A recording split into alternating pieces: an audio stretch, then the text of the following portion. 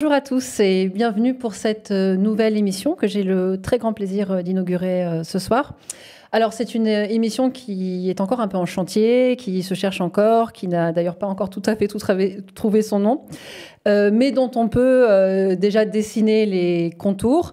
Alors l'idée c'est que chaque mois, on va se saisir d'un objet culturel. Ça pourrait être un film, comme aujourd'hui, ça pourrait être un livre, ça peut être aussi une série, voire même une émission de divertissement, enfin toute autre forme qui nous traverserait collectivement. Et ce qui nous intéressera alors, c'est de discuter donc à partir de cet objet, cette œuvre, et notamment de faire circuler en fait différentes manières d'interpréter et de regarder les œuvres.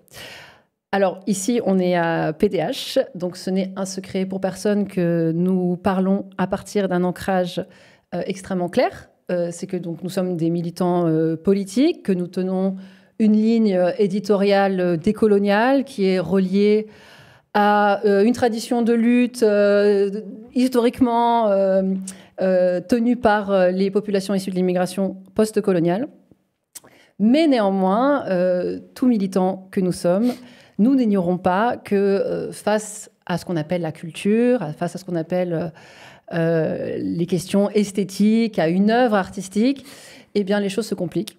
Pour notre part, les choses se compliquent puisque l'expérience esthétique, effectivement, ne se laisse pas capturer par une grille idéologique préétablie et que donc elle demande précisément une forme de déplacement que nous aimerions précisément mettre au jour, en tout cas lui donner un espace en permettant la rencontre entre deux regards qui jusqu'ici ne se croisent assez rarement, en tout cas font l'objet d'un malentendu, qui est alors le regard militant, donc qui est le nôtre, qui est le mien, qui sera le mien, qui est, disons, comment dire, que je revendique et auquel je tiens, et un regard plus critique, qui lui a plutôt a le mérite, on va dire, de prendre plus au sérieux, plus naturellement au sérieux, ce que l'œuvre invente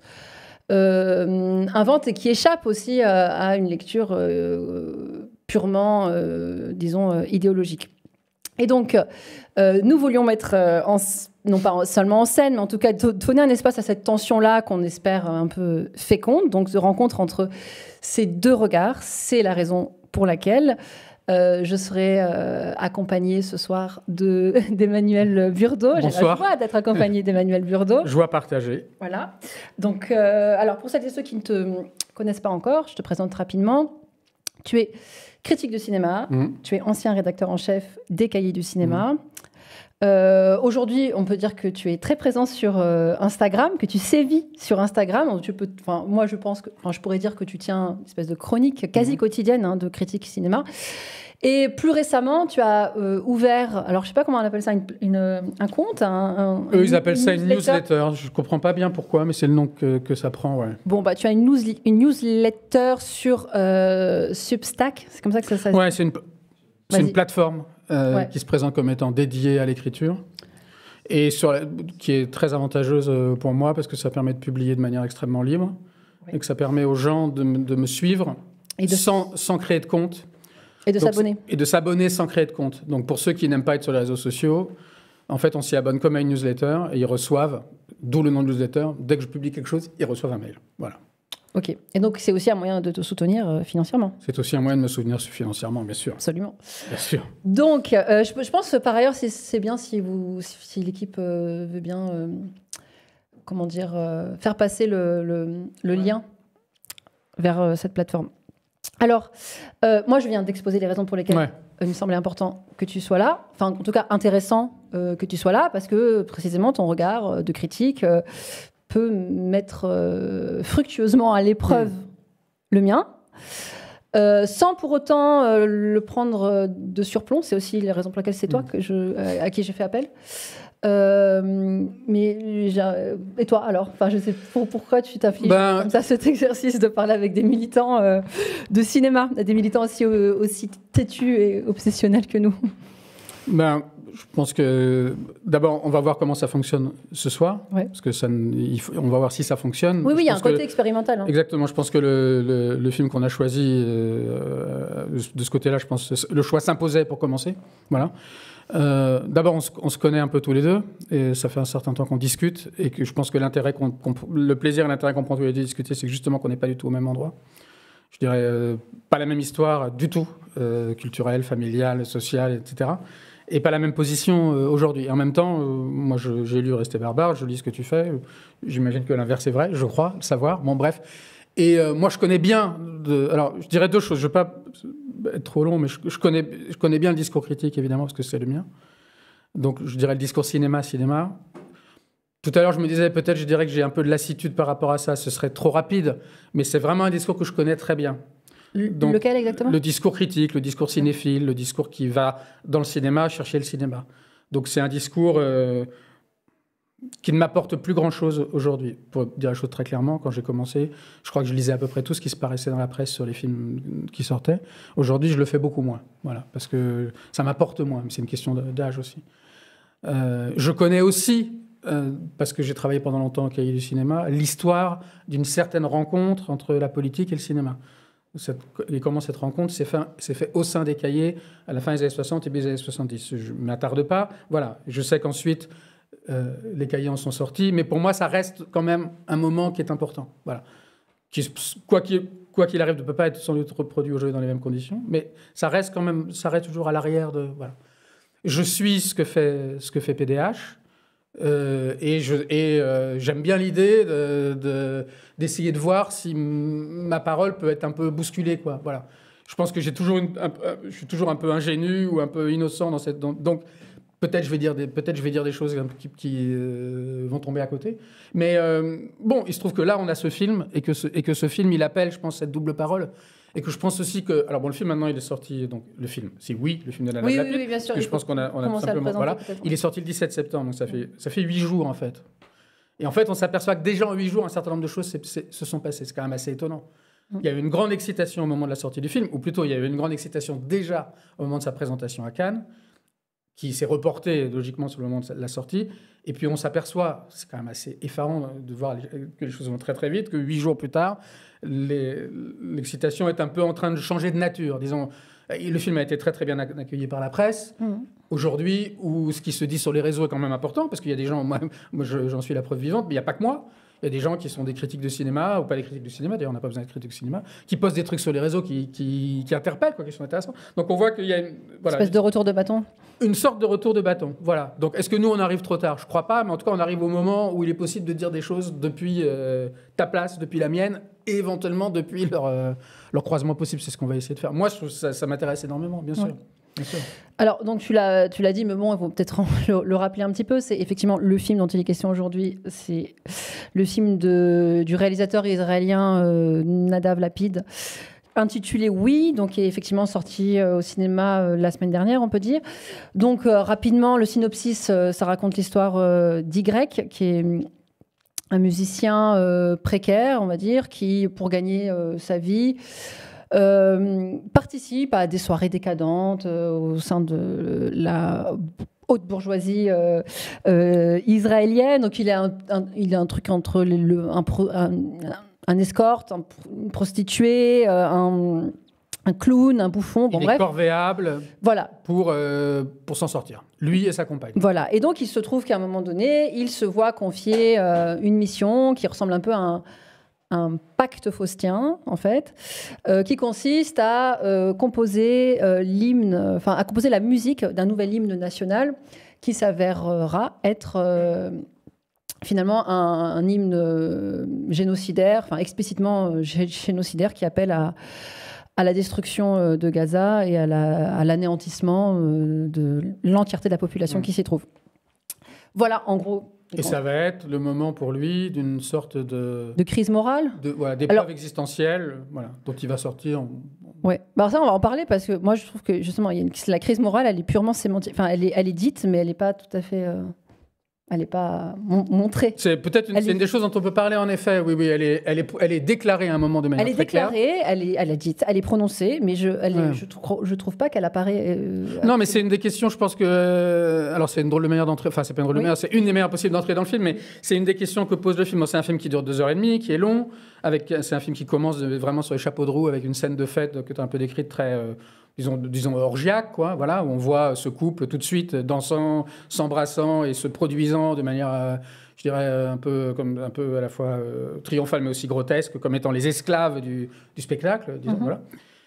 Et puis, dans un deuxième temps, il va recevoir cette commande, et puis cette commande il va l'accepter avec enthousiasme, mais en même temps, on sent bien qu'elle le perturbe. Et là commence le deuxième moment du film, qui est littéralement une traversée du désert, puisqu'il va dans le désert, et il retrouve une femme de sa jeunesse, si je puis dire. Et là, effectivement, c'est à ce moment-là qu'il dit de façon très claire qu'il traverse une crise, je crois qu'il dit existentielle, morale, artistique, personnelle, aussi profonde qu'un cratère, dit-il. Et c'est vrai que cette déclaration, moi, j'ai revu le film tout à l'heure, elle surprend parce que c'est pas comme ça qu'on pense les choses jusqu'à présent. Je pense que ça vient du fait que c'est un film qui fonctionne comme toujours les films de Nadav Lapid. C'est son 5e long métrage. Il a fait des courts métrages, il a fait des trucs, mais comme long métrage, c'est son 5e. Et c'est un film qui fonctionne quand même vraiment... c'est un film assez décousu, de manière tout à fait objective. C'est-à-dire qu'il fonctionne par une addition de scènes entre lesquelles on passe d'une scène à l'autre de manière comme ça un peu abrupte. Donc c'est pas du tout un film qui aurait une espèce de grand récit et dans lequel ce grand récit nous permettrait par exemple de suivre l'évolution d'un personnage au sens traditionnel. Et d'ailleurs, Lapid est très clair. Pourquoi est-ce qu'il a appelé son personnage Y ? D'ailleurs, comme le personnage de son film précédent, le Genou d'Aed, qui lui était directement un cinéaste. Ici, c'est pas un cinéaste, mais c'est quand même un artiste. Pourquoi il l'a appelé Y ? Parce qu'il pense que ça n'est pas un personnage. Parce que c'est pas un personnage qui aurait une identité propre, une psychologie propre, une histoire propre. Cela étant, il y a quand même quelques moments où ça revient un peu de tourment psychologique, un peu d'interrogation existentielle, un peu de méandre biographique, quoi. Voilà. Mais c'est vrai que c'est un truc assez bizarre. Et le film commence de manière très forte. Mais je pense qu'on va en parler de ça, justement, au début du film. Il commence de manière très forte, puisque tout de suite, les deux personnages sont sur scène, tout de suite sur scène. Donc, d'une certaine façon, le film, c'est la scène. Le film ne les met pas sur scène, ils sont sur scène. Et ils tournent l'un sur l'autre et ils s'embrassent. Mais ce démarrage est tellement, abrupt et fort que, tu vois ce que tu disais tout à l'heure, précaire, tout ça. En fait, quand on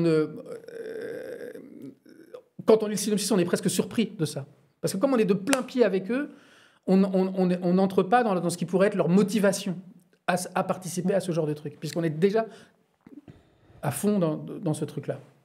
La motivation, la précarité, on la retrouve quand même à la fin de la première séquence.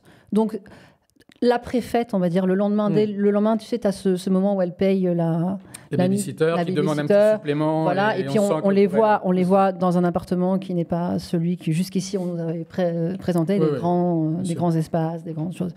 Bon, en fait, mais juste si tu me permets, avant d'entrer véritablement dans la discussion du film en tant que tel, en lui-même, je me dois de parler de quelque chose qui est important pour nous, notamment ici, c'est que ce film, il tombe pleinement sous le boycott culturel qui a été lancé en 2014 par la campagne PACBI, qui est une composante de BDS. Il y tombe, pourquoi ? Parce que le film a bénéficié d'un financement en partie d'un financement, d'un fonds public israélien. Je crois que c'est à hauteur de 10%. Je ne sais pas si tu... Non, je ne sais pas. Bon, c'est à hauteur de 10% à peu près. Et qu'il a été notamment programmé et présenté au festival de films à Jérusalem. Donc, à ce titre, en fait, il est considéré que le film participe à la normalisation de l'État d'Israël, qui développe depuis un certain nombre d'années une politique active culturel à l'international, donc qui vise notamment à défendre la vitrine du pays, du seul pays démocratique du Moyen-Orient. Preuve en est que les artistes en son sein, les plus critiques et les plus dissidents, ne sont pas empêchés d'exercer pleinement leur métier. Donc cette question du boycott, elle fait débat, évidemment. Bon, elle fait débat de manière générale. Elle fait encore plus débat quand c'est les questions du boycott culturel, donc pas vis-à-vis du... Je veux dire, contrairement au boycott économique, où il est beaucoup plus simple de faire entendre... Oui, les biens de consommation. Voilà, bon, de faire entendre l'efficacité, la raison d'être, etc. Bon, le boycott culturel, c'est toujours plus compliqué d'en faire entendre la raison et la légitimité. Voilà.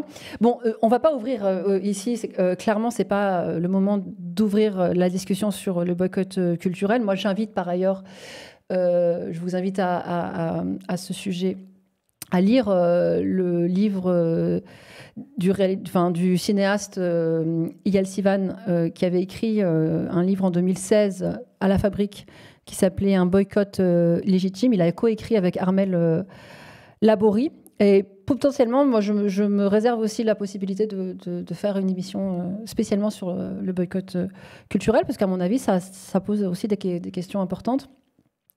Et notamment des questions importantes sur l'articulation de politique et culture, quoi.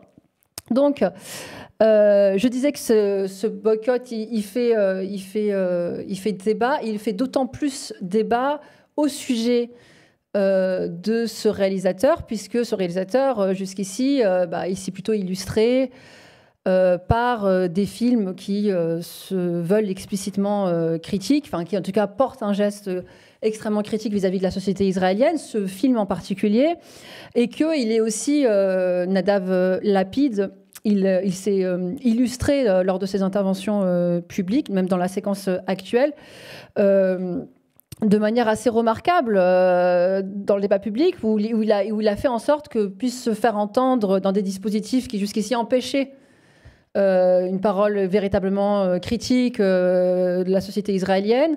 Il a porté courageusement quand même une parole dont il faut reconnaître la radicalité, en tout cas dans ce type de dispositif.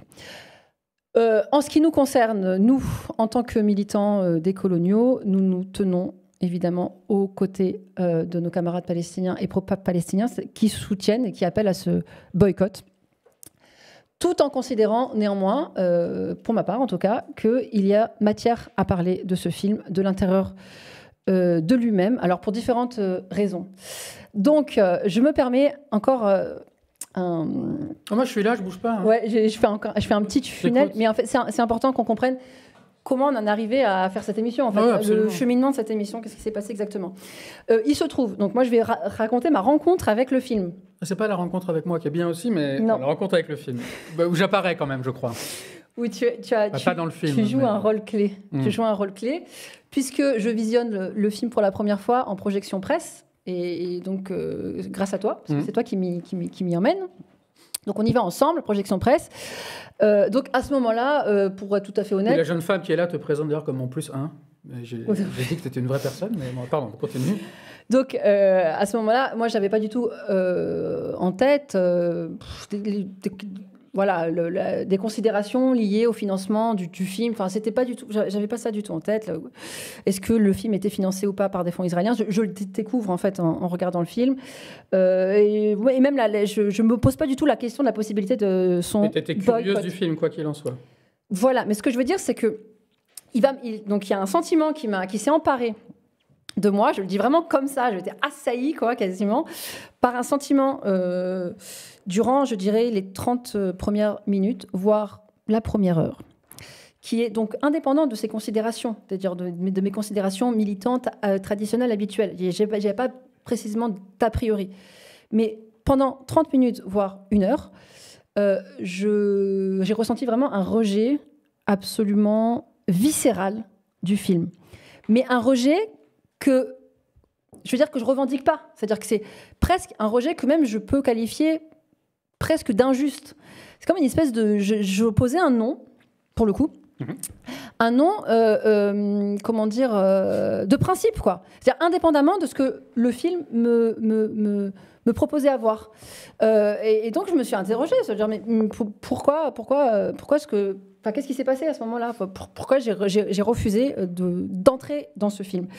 Et alors, ma réflexion est celle-ci, et je pense que c'est important qu'on l'entende, c'est que nous venons, en fait, de passer 2 années complètes, la gorge serrée, de rage, d'impuissance face au génocide palestinien, que nous venons de passer 2 années sous propagande pro-sioniste en France, où toute parole palestinienne, enfin pro-palestinienne, a été systématiquement criminalisée, a été diabolisée, et où la seule voix possible, audible, c'était, ou le seul regard possible, c'était celui qui nous venait du camp d'en face, du camp israélien.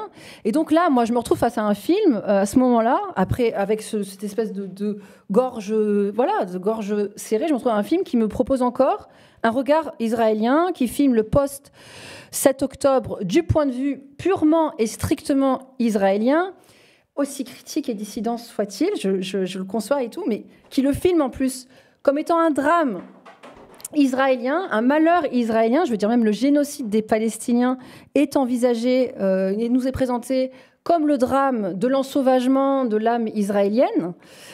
En fait, à un moment donné, il y a quelque chose là ça me donnait la nausée. En fait, tu vois. La discussion commence là. Voilà, la discussion commence. Mais j'avais une espèce de grande nausée. Et je disais, mais en fait, c'est pas possible. En fait, non, je ne veux pas être là. Je ne veux pas encore participer à ça. On ne peut pas me raconter cette histoire-là. Même si moi, j'entends très bien qu'on puisse dire de Nadav Lapid, mais justement, il est israélien. Il parle de ce dont il est, de ce dont il assiste, de ce qu'il est, voilà. En fait, c'est quelque chose que je peux entendre, mais là, maintenant, je ne veux pas en être. Je ne veux pas en être. Je n'ai plus d'attention à offrir au regard israélien. Voilà. Je veux plus. J'en peux plus de voir squatter, que Israël continue à squatter l'écran, à squatter mon attention. Et je crois que ça, c'est quelque chose qui n'est pas. C'est pas un sentiment qui m'est, je veux dire, propre. Je crois que c'est quelque chose de. Enfin, qui t'est réservé. Il était propre, mais tu penses que tu n'es pas la seule personne. Oui, je pense que c'est générationnel. Et je pense que c'est un symptôme du traumatisme collectif qui a été causé par l'impuissance, par le génocide palestinien, l'impuissance dans laquelle on a été plongé. Et que ça, c'est pas quelque chose dont il faut, en tout cas, dont qu'on peut balayer d'un revers de main en se disant non mais ok, c'est un dogmatisme, c'est un dogmatisme militant sec, ce sont des gens qui comprennent rien à ce que c'est qu'un geste artistique, justement un geste artistique c'est un déplacement de la conscience, il aurait fallu comprendre, certainement, je sais pas, mais en fait c'est ça aussi le moment où le film décide de venir à nous et rencontre son public, c'est à ce moment-là précis, et donc le public il est comme ça, il rencontre ce public-là. Et à mon avis, ça raconte. Je pense que du coup, ça parle de l'extérieur du film, mais aussi de son intérieur. Ouais. Si tu veux. Je sais pas ce que tu. Alors, pour te citer, je vais entrer dans la danse. Oui, non, mais c'est très important ce que tu dis. Tout à l'heure, tu parlais de ce que je fais là sur Substack, et moi, je pense que c'est très important de parler des conditions dans lesquelles on voit les films. Et voilà. Bon. Parce qu'aujourd'hui, il y a beaucoup plus de. Les conditions dans lesquelles on peut voir des films aujourd'hui sont beaucoup plus variées qu'il y a 30-40 ans. Bon, alors, comment on a vu ce film tous les deux ? Moi, j'aime pas tellement aller aux projections de presse, mais on voulait faire cette émission ensemble, on était curieux de voir le film, et il y avait la possibilité de le voir en projection de presse. Et il se trouve, pourquoi j'ai vu en projection de presse ? Moi, j'avais une raison très impérieuse, c'est que le lendemain soir, ou quelques jours plus tard, je ne sais plus, j'avais accepté de participer à une discussion avec Nadav Lapid au Café des Images, qui est un cinéma près de Caen, auquel je suis lié depuis très longtemps. Voilà. Et j'avais accepté et j'étais ravi de discuter avec lui. La discussion était très bien, mais je ne voulais pas faire ce que je fais parfois, qui est de découvrir le film en direct et puis discuter après. Je voyais que c'était quand même un film qui allait demander un petit peu un temps de réflexion. Je savais que le film avait un côté coup de poing. Bon, donc je me suis dit qu'à cela ne tienne, parce que j'aime pas aller en projection de presse, que c'est un peu guindé, c'est de l'entre-soi, et puis j'avais pas tellement envie non plus de t'inviter dans de te faire entrer dans cette danse-là, très, très honnêtement. Mais on est allés ensemble, très bien, au Club 13. Bon, c'est très agréable, on a des gros sièges, on est bien, tout ça. Bon. Ce que tu racontes, toi, moi, je vais le raconter un petit peu pareil de mon point de vue. Moi, ce que tu n'as pas dit, mais peut-être c'est à moi de le dire, c'est que moi, j'étais effectivement embarrassé. J'étais à côté de toi, à gauche, hein, sur le siège, hein, bien sûr. Tu t'es excusé et à un moment de m'avoir amené ici. Je me suis penché vers toi, en tout bien tout honneur. J'ai dit, je suis désolé peut-être de t'infliger ça, mais je crois, en t'écoutant, j'ai compris aussi que pour moi, te dire ça, c'était aussi la manière de me remettre moi à ma propre place, qui est la place d'un critique de cinéma, c'est-à-dire de quelqu'un qui, a priori, essaye, autant que faire se peut, de se dire, OK, moi je donne je donne sa chance à tous les films. C'est faux, évidemment. Je n'ai pas d'a priori ni esthétique. C'est-à-dire, un film bruyant peut être génial, un film lent peut être génial, un film d'action peut être génial, n'importe quoi.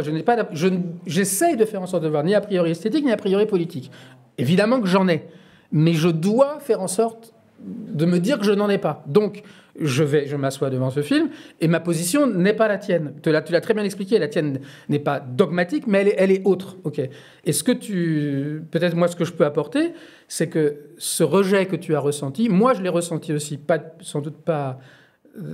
ce que j'ai ressenti comme toi, c'était d'une certaine manière, j'étais pas content de mon rejet, ça c'est sûr. Je ne m'en faisais pas, je me disais pas, dis donc, tu vois, comme quand on peut rejeter et être content de ses dégoûts, quoi. Mais moi non plus, en fait. Mais moi, pourquoi pour des raisons, puisque c'est un peu pour ça que je suis là, pour des raisons, on va dire aussi cinématographiques, parce que le film commence, et il est voulu comme ça, je veux dire, si Lapide nous écoute, comment dire, il pourrait être que satisfait. Le film commence de manière extrêmement tapageuse, vulgaire, obscène, outrancière, par une scène de fête, où on voit des trucs, décadents, ça veut tout rien dire, mais enfin, on voit des trucs qui sont...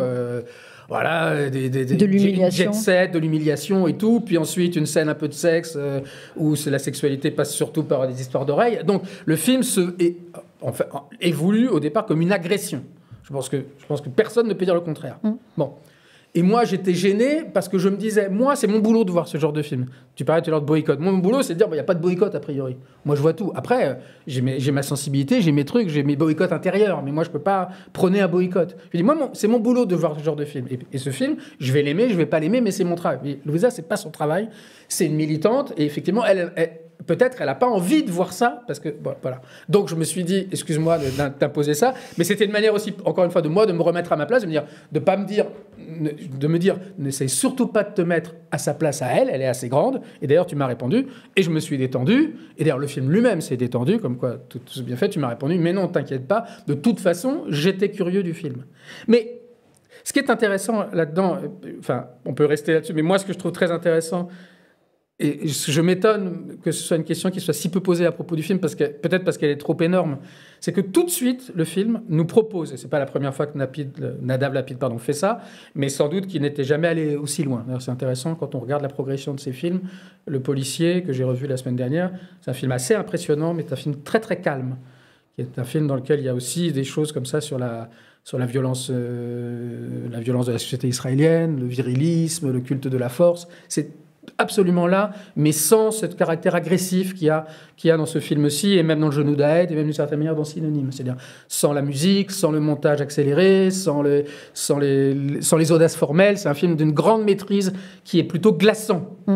Oui, on pourrait dire que c'est glaçant, mais enfin, bon, en tout cas, c'est un film qui tape. Bon. Et pour moi, la question que pose le film tout de suite, mais peut-être je l'introduis trop vite dans la discussion, on verra, c'est... il est clair... Enfin, comment dire ? Je dirais qu'il est clair pour le spectateur. Pas clair, je ne sais pas, justement, parce que le film s'appelle Oui, quand même. Mais bon, il est quand même clair, ou plus ou moins clair, je vais y arriver, que ce qui nous est présenté là, ces gens qui s'éclatent, qui font la fête, ça nous est présenté comme odieux. Hein, je pense. Mais la question, c'est... comme le film va quand même rester plus ou moins, pas tout le temps, mais il va quand même tenir ce registre un certain temps, il va le perdre dans le grand moment de désert dont on va évidemment parler, qui s'appelle la deuxième partie qui s'appelle Le Chemin, mais il va le retrouver. La question, et puis parfois il va même aller plus loin, hein, quand il va y avoir cet hymne avec les enfants qui chantent. Hein. À un moment, la question que je me pose, et je ne questionne pas les intentions de Nadav Lapid, moi, principe critique de base, je ne questionne pas les intentions. Pourquoi ? Pour moi, les intentions sont forcément bonnes. Ce que je veux dire, c'est le résultat qui m'intéresse. Je prétends pas que quelqu'un, par exemple, aurait eu une mauvaise intention, qu'il aurait voulu me déguiser, et moi, mon travail, ce serait de détricoter. Non, moi, je détricote rien, je regarde ce que ça donne. Mais je me dis, qu'est-ce qui m'atteste vraiment que ces images sont odieuses ? Qu'est-ce qui atteste vraiment quand plus tard, un oligarque, enfin je dis un oligarque parce que c'est ça qu'on pense russe, tient des propos sur la destruction de Gaza qui sont des propos d'une violence mais que je ne pourrais même pas retranscrire. Qu'est-ce qui, dans l'image, dans le rapport même que le film noue à son spectateur, nous permet, je dirais, de faire que l'image se retourne. Voilà. Et je me dis, le film, de ce côté-là, il est, pour moi, il me laisse un peu perplexe. Alors, je ne sais pas, je ne suis pas sûr que je sois tout à fait clair. Mais si tu veux, c'est ça pour moi le rejet au début. C'est que je me dis, OK, il me présente cette société qui est un peu dégoûtante. Enfin, tu as disons comme ça, tu as des vieilles dames d'ailleurs complètement refaites au point que Yasmine, l'héroïne, elle en confond, il a dit elle, machin. Ah non, c'est pas elle. Donc tu comprends bien qu'elles sont interchangeables. Donc tu as un côté, puis tu as de la coke, et puis il y a du Viagra, et puis il y a tout le spectacle de la dégueulasserie jet set qu'on a vu déjà partout ailleurs, beaucoup. OK. Mais dans la mesure où le film, et là je vais ouvrir une parenthèse qui sera pas trop longue, j'espère. Moi, ce que je respecte beaucoup chez Nana Lapide, après, ça me pose un problème, mais que je respecte beaucoup, c'est son point de départ. C'est quelqu'un qui dit, OK, moi, je ne suis pas... En tout cas, je pense que son point de départ, c'est ça. Moi, je ne suis pas une belle âme.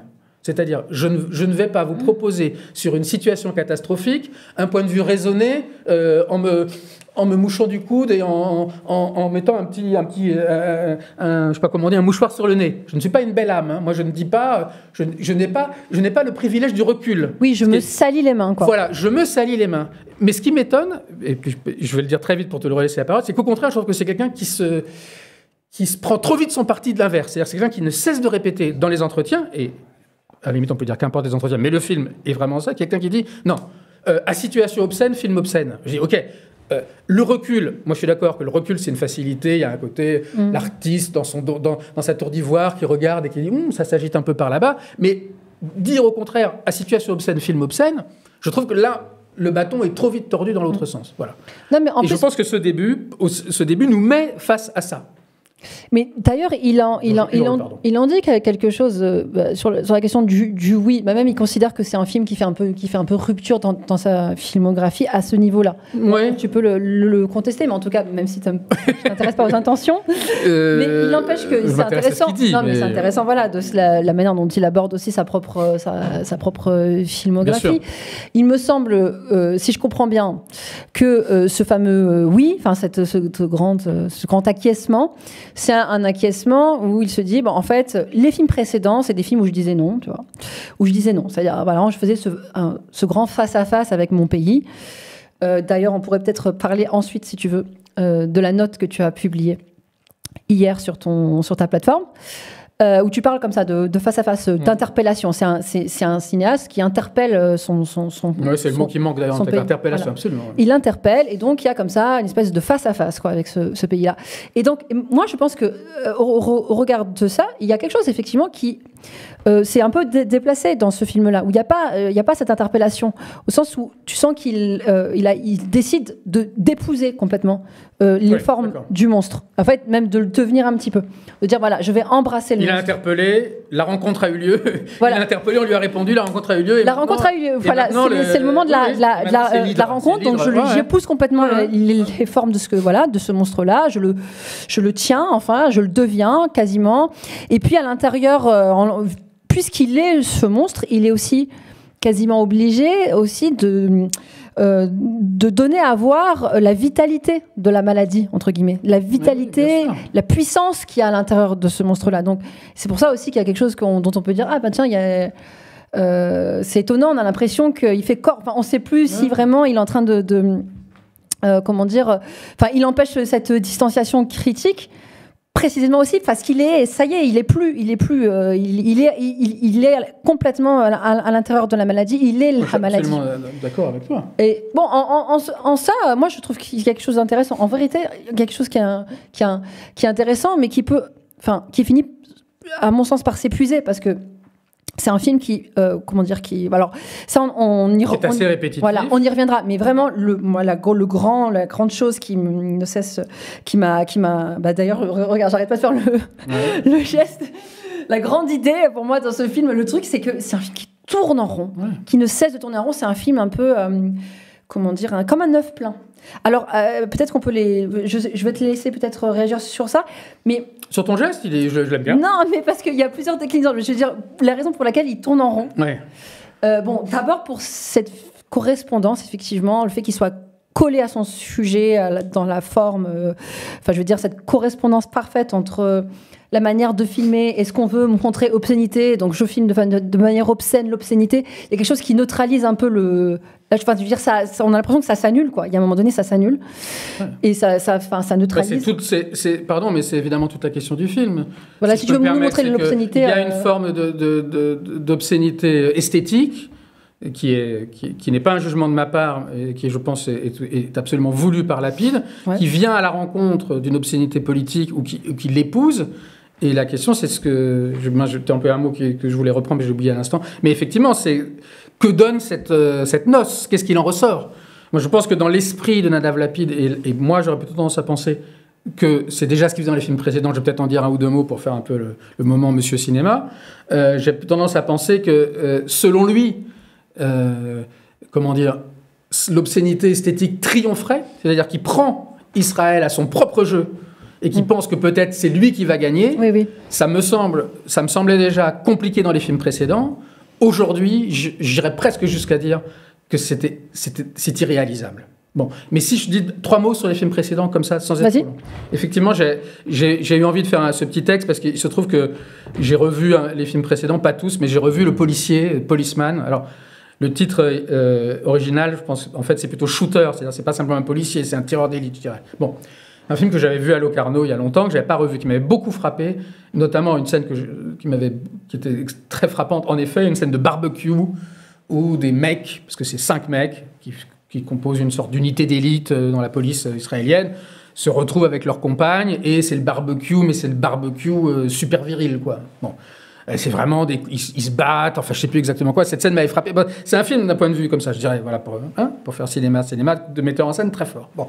Et effectivement, le début m'est resté au point que je me suis dit, bon, je vais quand même faire un petit texte dessus. Au début, tu vois des types en vélo, tu comprends qu'en gros, c'est la sortie du dimanche matin, et qui font le vélo pour l'entraînement, parce que tu vois bien, ils sont bien harnachés, ils sont tous bien foutus, enfin voilà.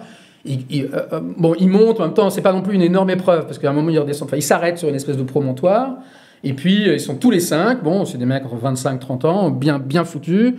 Assez vite, on va comprendre que c'est eux l'unité d'élite. Bon. Et puis, il y en a un, on voit pas lequel, parce qu'ils sont tous de dos. Moi, j'aurais tendance à penser que c'est le héros qui dit « c'est le plus beau pays au monde ». Bon.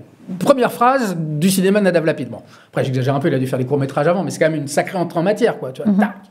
Paysage de montagne, assez magnifique, en effet, là, il n'y a rien à dire. Et puis, le type le plus à droite, donc Yaron, je crois, Yarov, je suis désolé, mais je crois que c'est ça. En tout cas, je l'ai bien écrit, parce que je l'ai noté, mais là, je me souviens plus. Bon, il hurle son prénom, l'écho le lui renvoie, il le re-hurle une deuxième fois, et puis chacun limite. Alors moi, je me suis dit, c'est incroyable, parce que pour moi, c'est d'abord, souvent on dit un cinéaste, deux premières minutes de son œuvre, il y a tout. Là, il y a vraiment cette interpellation, il y a ce côté, ok, je pose, c'est le plus beau pays du monde, posé comme une espèce de... posé comme un slogan, ou posé comme une vérité, posé comme une... voilà. Et ensuite, on va voir... Alors, et moi, face à ça, qu'est-ce qui se passe? Et pour moi, le cinéma Nadav Lapide a toujours été une manière de... c'est lui-même se mesure avec, je pense, un ego d'artiste très fort, ce qui, a priori, ne me pose aucun problème, évidemment, à son pays. Alors, ce que je trouve intéressant, après, bon, il y a dans le genou d'Aed, c'est un peu la même chose, mais ce que je trouve intéressant, et qui permet peut-être quand même de faire un tout petit décrochage dans la discussion, c'est qu'il a réalisé un film en France, qui s'appelle Synonyme, qui est un film qui a eu l'Ours d'Or à Berlin, qui est un film qui a tout à fait, pas du tout passé inaperçu. Il a fait que 5 longs métrages. Et ce film raconte l'histoire d'un type qui s'appelle, j'ai oublié son prénom, enfin il est joué par Tom Mercier, qui a fui Israël et qui ne veut plus y remettre les pieds et qui donc arrive à Paris et qui tient un discours, comme toujours dans les films de Lapide, un discours extrêmement négatif. Dans le genou d'Aed, c'est encore plus net. Si ça prend une forme, comme souvent chez lui, un peu hystérisée, mais bon, un discours extrêmement négatif sur ce qu'Israël est devenu. Il ne veut plus y remettre les pieds. Et à un moment, il est engagé dans un processus de naturalisation. Et devenu, non, mais je souligne. Je souligne. Moi, je ne souligne pas. Mais moi, je souligne. Je sais, tu soulignes, tu es là pour souligner. Et il est engagé dans un processus de naturalisation. Et là, il y a une scène qui est dingue. qu'on aimerait voir plus dans le cinéma français, parce que c'est Léa Drucker qui joue l'institutrice, la monitrice, et qui tient un discours sur la France, et là je me dis, en fait ce type, je vais dire 3 mots, en fait ce type, il a une idée de la nation. Les Israéliens ont une idée de la nation qui est extrêmement forte, et donc quand il la transporte en France, ça nous renvoie, nous, je dirais, à la faiblesse de notre idée de la nation. En tout cas, je l'ai vu comme ça. Par exemple, elle dit à la faiblesse, au fait que c'est-à-dire qu'elle dit, oui, en France, par exemple, il y a le plus important, c'est la laïcité. Les religions sont sans importance. Une femme, il y a quelques jours, priait voilée dans le jardin. Nous sommes allés nous en occuper, elle ne priera plus. Donc, elle dit les choses d'une grande violence, mais donnée. Et lui, le jeune garçon israélien, on propose à différents candidats à naturalisation de chanter la Marseillaise, et lui se lève, avec ce Marcel Blanc qui est un petit peu la tenue de tous les hommes dans les films de Lapide, et déclame la Marseillaise avec une espèce de fureur, pardon pour le choix du mot qui n'était pas très bon, qui est incroyable. Et je me dis, je veux dire, en fait, ce type de violence-là pourrait faire du bien en France. Simplement... parce que là, il y a un déplacement, justement. Là, il y a un décalage. Voilà. Parce que c'est pas la manière dont le cinéma français... Je pense que le cinéma français, en tout cas moi, le cinéma français d'auteur, ne parle pas de la nation, ne s'adresse pas au drapeau, ne s'adresse pas à la nationalité française, ou alors d'une manière très, je sais pas comment dire, progressiste, gentillette. Là, il le fait avec son agressivité à lui, et je me suis dit, waouh. Alors, je suis pas fou du film, parce que... Bon, bref... Pourquoi je ne suis pas fou du film? Parce qu'on retrouve toujours ce qui est chez lui, qui est quand même un fond, peut-être pas un fond, mais une composante, je ne dirais pas que c'est un fond, quand même très viriliste, tout ça. C'est quand même un cinéma qui fonctionne beaucoup à l'épreuve de force. D'accord. Mais ce déplacement m'avait intéressé, mais pardon pour ce petit décrochage, mais je trouve que, si tu veux, pour moi, son idée, c'est toujours, OK, moi, je vais agresser l'agresseur. Voilà. Mm-hmm. Et c'est c'est une espèce de combat, mais c'est quand même un peu un combat. C'est un peu un combat de coq, je trouve quand même. C'est un peu un combat de coq. Bon, sans compter tout ce que tu. Non, je ne dis plus rien. Non, mais bien sûr. Non, mais sans compter tout ce que tu as dit tout à l'heure et qui peut-être. À quel sujet à quoi il faudrait revenir. Effectivement, moi aussi, j'ai beau ne pas être militant ni militant, je ne suis pas militant du tout. Voilà. Moi aussi, je m'interroge.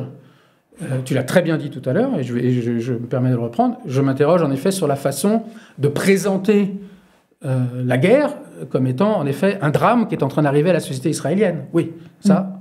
Et les quelques moments où le film sort un petit peu de ce cadre-là, c'est-à-dire du dialogue conflictuel, mais du dialogue quand même qu'Israël entretient avec soi-même. Interne, ouais. Je ne suis pas convaincu, et je me faisais la réflexion tout à l'heure, je ne sais pas ce que tu en penses, je me disais, tiens, peut-être Louisa Trouva sera stupide, je vais te dire, quand ils sont sur la colline de l'amour, tous les deux, non loin de Gaza, d'ailleurs ça nous est répété à plusieurs reprises, voilà, et on voit de la fumée qui sort, et on entend des détonations. La réflexion que je me suis faite, alors là, peut-être vraiment, précaution peut-être inutile, mais très... critique de cinéma, c'est que je me suis dit, le film, jusqu'à présent, comme c'est un film très effetiste, c'est-à-dire avec beaucoup d'effets formels, beaucoup de trucage, beaucoup de machin, je me suis dit, le film est fait de telle manière que quand je vois cette fumée et ces détonations, je ne peux pas savoir si elles sont documentaires ou elles sont introduites par des effets spéciaux. Et non seulement je ne peux pas savoir, mais je ne sais même pas ce que je préférerais des deux. Parce que si c'est documentaire, c'est quand même un peu obscène d'utiliser des détonations pour un fond de scène. Et si c'est des effets spéciaux, c'est pas beaucoup mieux parce que voilà. Et là je me suis dit, et par ailleurs il y a une remarque à ce moment-là qui m'avait un peu choqué la première fois, qui m'a choqué la deuxième fois. La jeune femme, Gaza nous regarde. Elle dit, moi ça m'avait frappé parce que je me dis, mais là, elle dit mais ne restons pas là parce que si nous on peut voir Gaza, Gaza peut nous voir. Ce qui suppose. Alors évidemment, on pourrait parler de Godard, le Chant contre Chant, on n'a pas besoin forcément de lui. Enfin, on a toujours besoin de lui, mais on peut s'en passer aussi. Ça suppose une réciprocité. Que par ailleurs, rien, alors surtout pas dans la réalité, mais rien dans le film non plus ne vient étayer par ailleurs. C'est pas vrai du tout. Il n'y a pas d'égalité il n'y a même pas d'égalité de regard. Si on peut, d'abord, ils sont sur une colline, donc on peut considérer que même là, ils ont simplement un meilleur point de vue, mais c'est pas vrai du tout. Et en plus, le sous-entendu qui serait en gros, on peut s'en prendre une, est au mieux maladroit. Alors qu'ils sont occupés à se faire massacrer. Mais tu disais tout à l'heure, du coup, on savait pas à ce moment-là si c'était. Enfin, je veux dire, c'est vrai qu'au moment, quand on est devant le film, on sait pas encore si c'est une image documentaire. Mais tu t'es posé la même question ou pas? Oui, on voit cette espèce de fumée, tu vois, elle pourrait être numérique, elle serait numérique. Aujourd'hui, on peut tellement. C'est vrai, je me la suis posée. Bon, maintenant, on a la réponse. On sait que c'est des vraies images.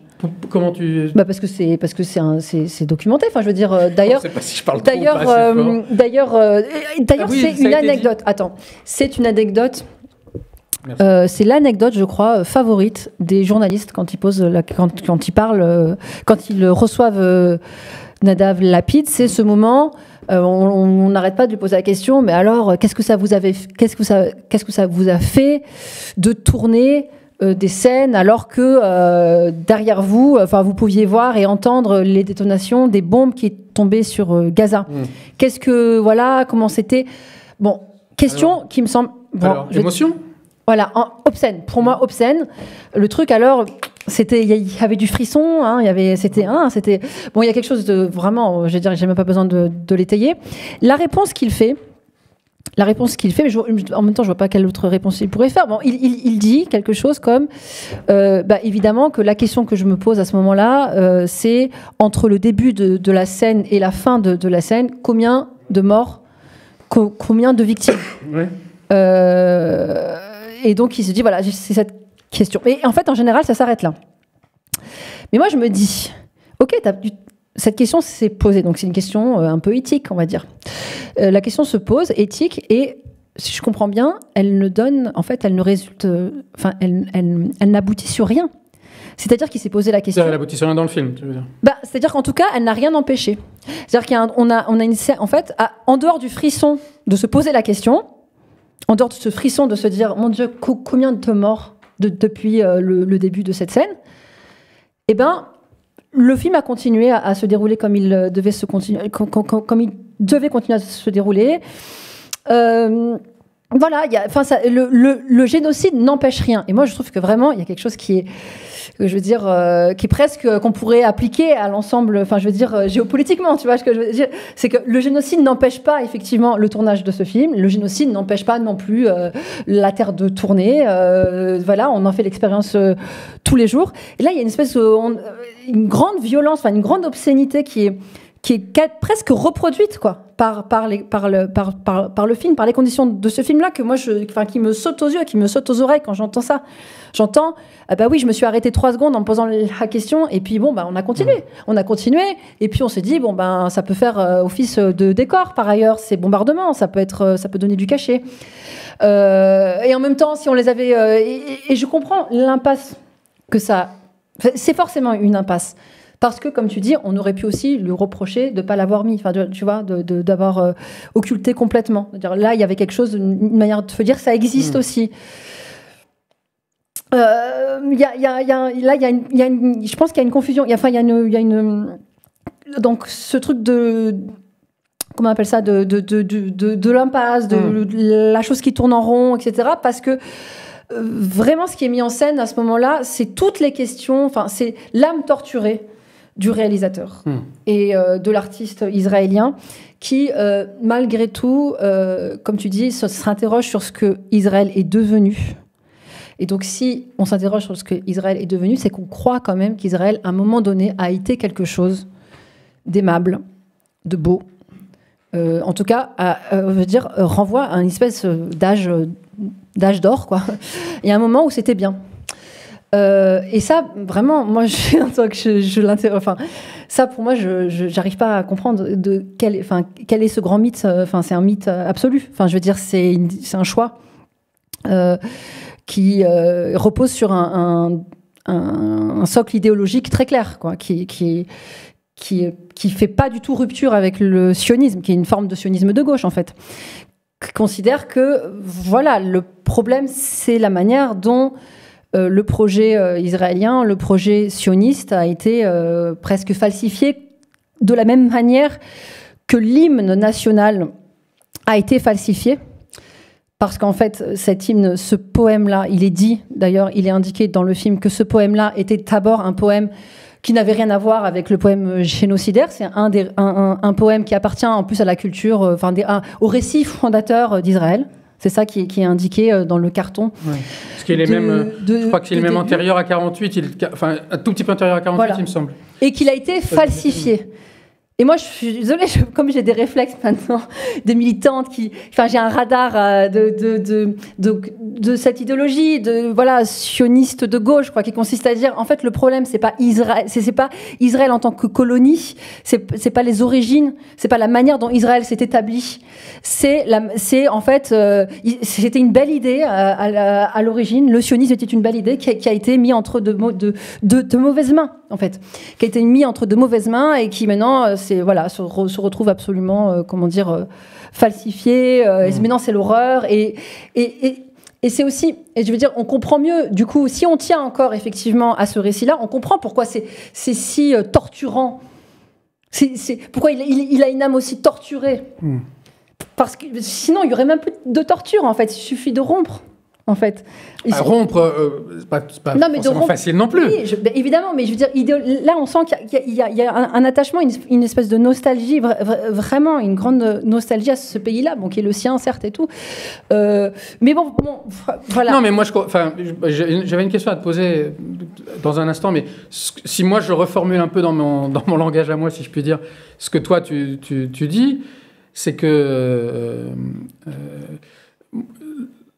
le sentiment que j'ai toujours eu devant les films de Nadav Lapid, c'est qu'il met en jeu, il met en scène une sorte de combat presque d'homme à homme, ou de corps à corps, parce que c'est pas d'homme à homme, entre lui et Israël. Ça, et je crois qu'il le fait. Il ne l'a jamais autant fait que dans Oui, mais il le faisait déjà avant. Et il m'est arrivé de me dire, en fait, d'une certaine façon, que ce combat, je dirais pas qu'il était truqué, mais qu'il était de l'ordre de l'exorcisme. C'est-à-dire qu'en gros, il disait, comme dans la mesure où je critique tellement fort mon pays, et que quand même on n'est pas nombreux à le faire, ça c'est incontestable, le droit me revient peut-être aussi en dernière instance de le sauver. Il y a toujours quelque chose comme ça. Alors, mais de le sauver à partir d'un diagnostic qui n'est jamais établi. Mais c'est là où nos positions ne sont pas tout à fait les mêmes. On avait dit que c'était bien d'avoir un petit moment de désaccord. Oui. Mais on le sauve. En fait, on le sauve de quoi? Parce que moi, je veux bien qu'on ait une proposition artistique, avec une intrigue, avec un enjeu scénaristique et narratif. Moi, il tient cet enjeu scénaristique et narratif que il a adossé quand même à un moment donné. Alors, quel est le problème en fait? Explique-nous. Quel est le diagnostic que tu... Je trouve ça très confus, en vérité. On ne sait pas exactement. Là, je continue un peu juste sur le film qui tourne en rond, parce qu'il y a aussi autre chose qui fait cet effet de tourner en rond, c'est qu'il y a une temporalité qui est choisie. Bien sûr, le réalisateur a tous les droits, mais la temporalité, c'est le post-7 octobre. Mais c'est un point de départ, c'est un point de départ qui fonctionne vraiment comme l'an zéro, quoi. C'est l'an zéro d'Israël, c'est l'an zéro de l'histoire, de cette histoire. Rien n'existe avant ça. Et donc, dans le film, rien n'existe dans le film avant ça. Oui, dans le film. Mais à partir du moment où tu poses ce point de départ comme étant un point de départ ultime, alors il n'y a vraiment rien avant. Point de départ ultime, d'accord. Point de départ. C'est pas mal, point de départ ultime. Non, mais en tout cas, ultime, c'est-à-dire indépassable, quoi. C'est ça qui donne la raison d'être de tout ce qui va advenir après. Du coup, effectivement, tu racontes une histoire qui n'est pas, qui est pas anodine. Tu racontes l'histoire, effectivement, de la vengeance israélienne, donc du génocide comme vengeance, comme réponse à ce qui leur a été fait. Ouais. Et quand, en fait, là, du coup, ça les met dans une position, je veux pas accepter ça. En même temps, ce que tu dis du point de vue strict du film, et si je peux me permettre, n'est pas tout à fait juste, puisque on sait, ça a été beaucoup dit, peut-être tout le monde ne le sait pas, que le projet du film, mais c'est qu'un élément, c'est pas vraiment une objection, je n'ai pas besoin de m'excuser, mais que ce film est le résultat aussi d'un projet qui est antérieur au 7 octobre. Oui. Et que le 7 octobre est venu modifier. Mais enfin, voilà. Oui, absolument. Donc le film lui-même n'est pas né... Non, mais bon... De fait, c'est ce qu'il raconte. Oui. De fait, c'est ce qu'il raconte. Et donc, moi, ce que j'entends, ce que je vois, c'est effectivement Il y a presque un moment, je me dis, mais est-ce qu'ils auraient pu être autre chose que ça? Quand on entend, je veux dire, comme c'est un truc un peu clos, comme ça, il y a eu le feu 7 octobre dont les événements sont décrits, je veux dire, bon, on peut peut-être parler de cette scène, cette fameuse scène où donc c'est l'ancienne compagne. Enfin, on ne sait pas exactement s'ils ont été ensemble, c'est vrai. Quelqu'un qui l'a connu bien avant, sans doute au moment de l'école. Bon, qui décrit très précisément les exactions terribles du 7 octobre. Et donc, c'est des scènes horribles qu'elle décrit, très précis, et qui s'est filmé de manière assez puissante. C'est prenant, c'est fort, elle se met à pleurer. Enfin, voilà, il y a quelque chose... On sent que c'est une scène qui est pensée pour être centrale, pour être maîtresse, quoi, de ce moment-là. Et elle arrive à un moment, et puis donc, elle aboutit, cette scène aboutit par le vomissement du héros. Y. Ouais, du Y, qui a besoin de sortir de la voiture et qui vomit l'hymne génocidaire à la face de Gaza. En disant, bah voilà. Et donc là, je veux dire, on est censé comprendre quand même que voilà le processus qui mène à ça, enfin qui fait la création du monstre, quoi. En effet, ce qu'on comprend, c'est que il lui demande de raconter ses horreurs. Parce que pour l'aider aussi, oui. Pour l'aider à trouver le courage, la force à écrire la musique pour un hymne qui est quand même d'une agressivité telle que même pour ce personnage qui nous est présenté comme sans morale et qui lui-même se présente comme sans morale, même pour lui c'est un peu difficile. Et c'est une scène alors que je trouve assez étonnante parce qu'elle témoigne d'une chose qui est incontestable, mais bon, même en tant que critique de cinéma, je ne peux pas dire que ça me suffise, évidemment, qui est de la maestria quand même cinématographique de Lapide, c'est-à-dire que c'est une scène où il utilise, mais il n'a jamais jusque-là utilisé, je dirais, à aussi bon escient, un procédé où l'image tremble. Oui. Jusqu'à présent, il a fait beaucoup trembler l'image.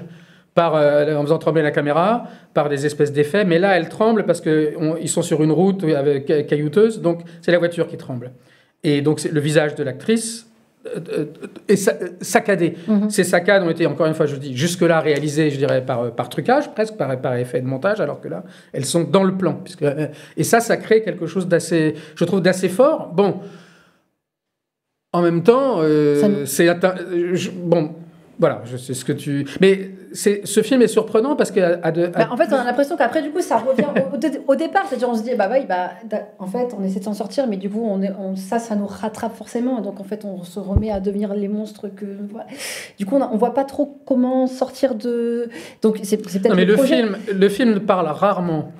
Alors, moi, je ferai quelques petites remarques, dont une que je veux faire absolument, mais qui est totalement anecdotique, donc peut-être on pourrait montrer qu'elle ne l'est pas. Il y a vraiment que dans les films, mais d'ailleurs dans tous les films, où les gens ont leur notification sur le téléphone qui fait un boucan de dingue. Il n'y a que dans les films. Mais là, c'est hyper important dans le film, parce que les notifications, c'est ce qui lui apprend des morts à Gaza. Donc c'est marrant, parce que c'est un expédient narratif auquel il faudrait faire attention, parce qu'il a son téléphone dans sa poche, il entend... Et là, il regarde et il voit le truc. Bon. Et il y a le bruit des bombardements.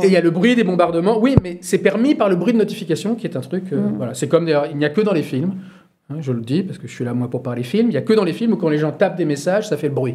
Moi, je connais personne au monde, et j'en connais du monde, je peux te dire, dans le cinéma, j'en connais plein, où les gens font tac, tac, tac, tac, tac. Il n'y a que dans les films, pour nous montrer. Il y a aussi que dans les films, maintenant, où les gens fument, et où tu as l'impression qu'ils sont en train de brûler 3 forêts. Bon, bref. Mais pourquoi je parle de ça? Parce que, je sais plus exactement... Non. Oui, les quelques fois où le film, quand même, parle vraiment, c'est ce que je veux dire, mais les quelques fois où le film parle de Gaza, c'est presque toujours avec la supposition, comme tout à l'heure à propos de la colline de l'amour, d'une égalité entre les deux. En fait, c'est-à-dire en gros d'une égalité entre les deux, c'est-à-dire d'une égalité de conditions, de situations, de difficultés. Chacun. C'est-à-dire par exemple quand il y a exactement chacun aurait sa partition et ce serait tout le temps un partout. C'est-à-dire que une fois qu'elle a fait ce récit, quelque chose va dire, lui va dire. En fait, ce qui est intéressant dans son récit à elle, je crois que c'est elle à ce moment-là, c'est que elle à ce moment-là, elle mélange, c'est assez gonflé quand même, elle mélange dans son propos des réactions qui sont des réactions israéliennes, donc plutôt qu'elle pourrait avoir, à des réactions palestiniennes. Hein. C'est-à-dire, en gros, elle prend des voix. Elle dit « Ah oui, mais alors vous pensez que, ah oui, mais c'est dégueulasse, mais c'est dégueulasse. » Donc, elle crée une espèce de confusion voulue, mais quand même à quoi lui répond, en gros, « Oui, mais personne... les gens nous disent, les Gazaouis nous disent, les Palestiniens nous disent, mais vous ne savez pas ce que c'est que d'être Palestinien. » Et lui, il répond, « Oui, mais vous ne savez pas ce que c'est qu'être Israélien. » Et il y a une symétrie comme ça. Voilà, symétrie est plus juste.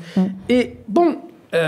par ailleurs, cette symétrie, je pense qu'elle est, c'est pour moi qui le pense, il me semble évident qu'elle n'est pas dans la réalité, elle n'est pas non plus dans le film. C'est-à-dire que peut-être le film aurait pu... La question que je voulais te poser tout à l'heure, c'est est-ce que ça a du sens de te demander, toi, depuis ta place, est-ce que tu attends quelque chose du cinéma, là, aujourd'hui, à cet endroit-là ?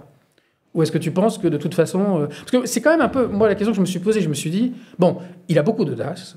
Je pense qu'il a un côté, il a beaucoup d'audace, il a beaucoup d'ego, il a aussi beaucoup un côté très autodestructeur. Il y va, d'accord, bon, très bien, ça c'est admirable, ok. Après, je pense que le film, il est quand même un côté impossible. Mais je me dis, y a-t-il un film que lui ou un autre aurait dû faire ? Et moi, j'aime pas tellement, d'ailleurs, en général, fantasmer un autre film à côté. Je trouve que c'est déjà du boulot de décrire le film qu'on voit. Mais voilà, est-ce que toi, tu te dis, est-ce que tu attends quelque chose ? Parce qu'il est vrai que là, aujourd'hui, je pense que c'est un film, je crois, qui ne va pas. Je n'imagine pas. Peut-être j'exagère, ou plutôt j'aimerais exagérer, mais je n'imagine pas quiconque devant ce film bouger d'un iota par rapport à ce qui est déjà sa conviction. Voilà. C'est-à-dire que si tu es, je ne sais pas, un pro-israélien forcené, tu vas recevoir l'hymne au premier degré et tu vas le trouver génial. Bon, il faut vraiment être sacrément atteint. Mais si tu es, disons, on va dire comme moi, c'est-à-dire pas pour les sérieux, d'accord, mais je ne vois pas du tout, en l'occurrence, c'est un peu notre thème ce soir, où quelqu'un pourrait être déplacé devant un film comme ça. Voilà. Et je trouve que le film, comme il fonctionne quand même à la matraque, une matraque, c'est pas fait pour faire bouger un petit peu, quoi. Voilà. Et je me dis, est-ce qu'il y a un autre film? Qu'est-ce que pourrait être un film qui pourrait faire un peu un travail, quoi? Moi, je pense que c'est un film... Permettre aux gens, aux spectateurs de faire un travail. Si on parle de la réception et de quelle fonction il peut aussi occuper, ce film, je pense que c'est un film... Parce que là, tu disais, si on est un Israélien... Bon, en général, je pense que ce film, il s'adresse pas... Enfin, je veux dire, s'il s'adresse à des Israéliens, c'est pour effectivement les maltraiter. Enfin, je veux dire, les provoquer. Non, je parlais plutôt de nous, spectateurs français. Non, mais moi, ce qui m'a interrogé beaucoup, c'est pourquoi la gauche occidentale a l'air de tant l'aimer. Je sais pas, moi je suis ni de gauche ni occidentale, donc je peux pas te répondre. Non, mais parce que la gauche culturelle, tu veux dire, c'est un film qui a été, je veux dire, toi, tu le reconnais de fois. Non, bien sûr. C'est un film qui a été. C'est un film qui a été très bien reçu, qui par ailleurs, on le sait, ne marche pas. Mais c'est la même gauche qui pourtant a été beaucoup plus frileuse sur les questions, enfin sur la question israélienne. Je veux dire Et donc qu'est-ce qui se passe? Alors, quelle est ta réponse Mais non, mais moi je pense que c'est un film qui leur donne comment on appelle ça? Un satisfecit? Un blanc-seing? Ouais, enfin en tout cas un refuge, un refuge, un moyen de s'en sortir en fait, un moyen de s'en sortir. Échappatoire. Voilà, par le haut. De me dire, ah ben voilà, on a trouvé la formule, voilà, c'est vrai que c'est ça. En fait, il y a eu, ils sont devenus des monstres au contact de ce qui leur a été fait. Ça, et d'ailleurs, je reprends cette formule-là, en fait, ce qu'on nous a fait et ce qu'on nous a fait devenir, c'est quand même un trait caractéristique du cinéma israélien quand il se veut critique d'Israël. Je pense que ça raconte quasiment toujours ça. C'est toujours des âmes torturées, je veux dire, même on pourrait penser à le Fals avec Bachir. C'est quand même des Israéliens qui racontent comment ils ont été un peu obligés de devenir les monstres qu'ils sont devenus. Hein. C'est pour ça que le truc qui se retourne comme ça, le tourment de l'armée israélienne. Et d'ailleurs, c'est un peu dur de le dire comme ça, de le rapprocher de cette phrase-là, mais j'y ai repensé notamment en regardant une intervention de Yael Sivan récemment, où il fait appel, il se réfère à cette phrase de Golda Meir, la ministre israélienne, qui est une phrase célèbre et terrible à la fois, où elle dit nous pouvons pardonner aux Arabes de tuer nos enfants, mais nous leur pardonnerons jamais de nous obliger à tuer leurs enfants. Et il dit, Ilyas Slimane, il dit ça, c'est une espèce de phrase un peu, inconsciemment, c'est une phrase socle du cinéma critique israélien. Il y a quelque chose de cet ordre-là, qui n'est évidemment pas conscientisé comme tel, mais il y a toujours un peu ce récit-là, quoi. On est un peu contraint et on sent qu'il n'y a pas d'issue quasiment, mais qu'est-ce qu'on fait alors? Bon, après, il n'y a pas d'issue, et en même temps, c'est pas tout à fait vrai dans ce film, parce qu'il y a cette possibilité... la fin du film, quand même, ouvre vers la possibilité du départ. Et d'ailleurs, c'est ce qui est présenté comme le salut. Il faut partir. Il faut partir. Tu me disais même que dans les films précédents, enfin, je veux dire, et puis lui, c'est ce qu'il fait. Enfin, je veux dire, lui, il vit à Paris depuis. Il vit à Paris, il est parti, il a rompu, quoi. Pas 5 ou 6 ans peut-être, je sais pas. Il faut partir, donc il faut voir. Enfin, après, il faut voir. Évidemment, c'est pas littéral comme ça. C'est pas ce que ça veut dire. Il faut partir. C'est pas littéral, mais il y a une scène puisque ils évoquent. Quand lui revient de son escapade, il est accueilli par sa femme qui se demande où était, elle n'est pas contente. Bref, et elle lui, à ce moment-là, elle dit j'ai imaginé une autre vie maintenant sans toi, et cette autre vie, ce sera par exemple avec notre enfant, parce qu'ils ont un enfant, un tout petit enfant. Oui. Et il y a un moment, d'ailleurs, la scène visuellement était assez belle.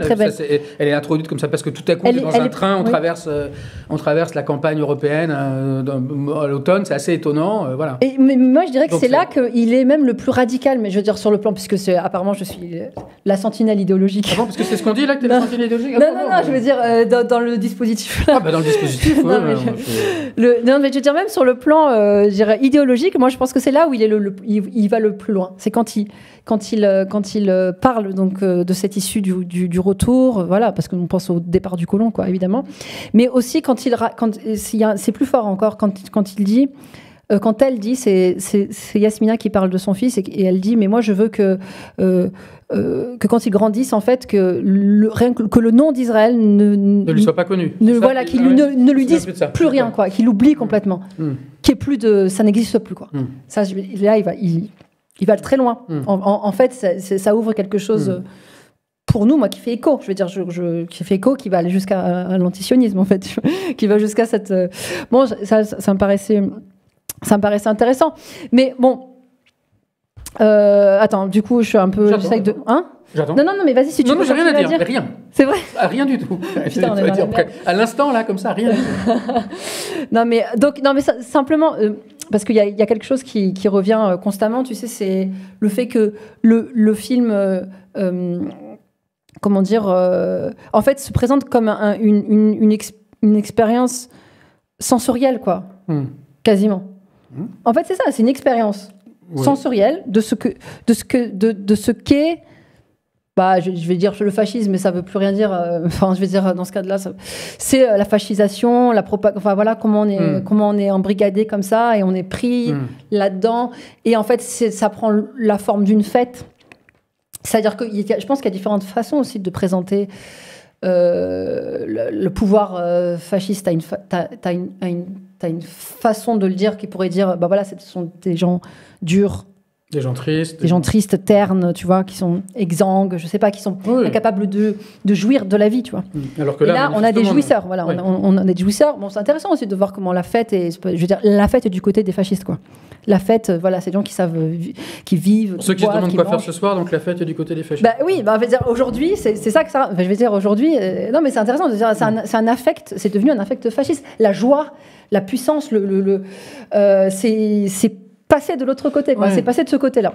Mais en tout cas, oui, pardon. Non, mais on revient à ce qu'on disait un peu plus tôt, c'est que le film, il me semble, tente, mais moi j'aurais presque tendance à dire comme presque tous les films, tente une conversion. C'est-à-dire, le film s'appelle Oui. Et on ne peut pas penser que ce oui, il ne l'est pas d'ailleurs. En discutant avec Nadav Lapid, c'est très clair, ce oui n'est pas strictement ironique. C'est-à-dire que ce n'est pas simplement le oui de la soumission, le oui de l'humiliation, le oui du pacte. Mais moi je pense qu'il n'est jamais ironique en fait. Méphistophélique ou je ne sais pas quoi. Donc, oui, mais la question c'est comment est-ce qu'on transforme cette obscénité qui ne fait envie à personne, qui ne donne envie à personne à être de la fête, comment est-ce qu'on transforme ce faux oui, si je puis dire, en un vrai oui. Voilà. Et je trouve que c'est un sacré pari dans la situation telle qu'elle est aujourd'hui. Enfin, la situation telle qu'elle est aujourd'hui. Dans la situation.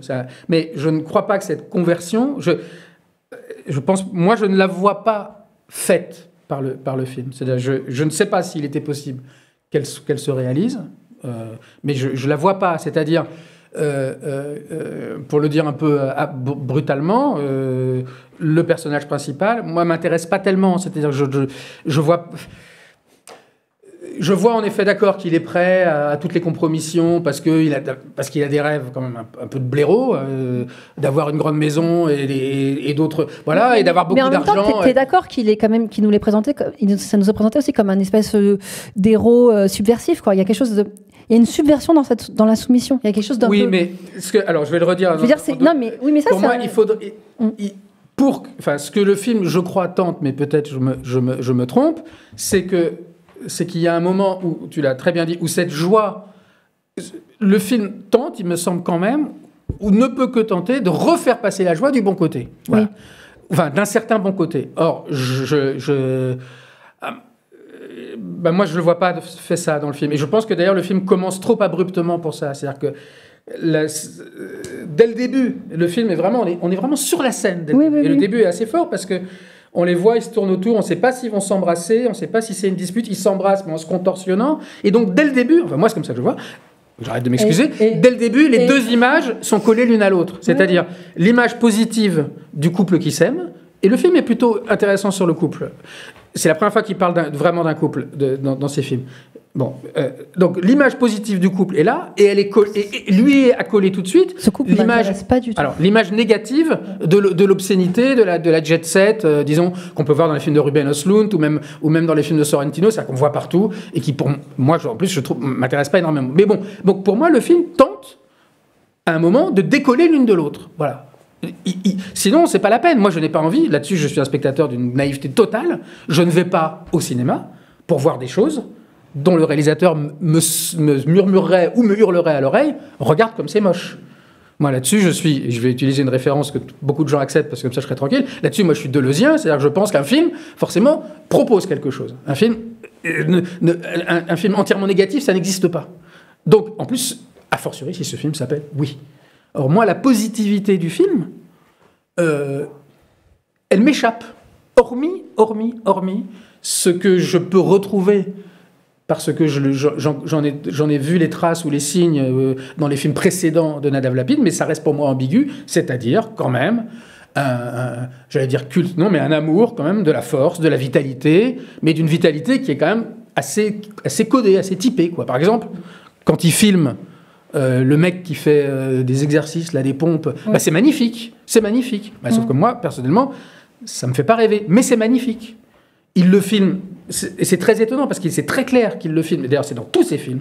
Tu as toujours un mec quasiment à poil qui fait des trucs, mais là, c'est clair qu'il le filme. C'est une belle scène parce que c'est le moment où Y fait sortir son fils et lui dit, il regarde, tout est beau. La rue est belle, le flic est beau, le soldat est beau, voilà. Et puis on voit ce type qui fait, comme ça se fait à l'extérieur maintenant, un mec hyper baraqué, quoi, presque comme moi, et il fait des exercices et tout, voilà.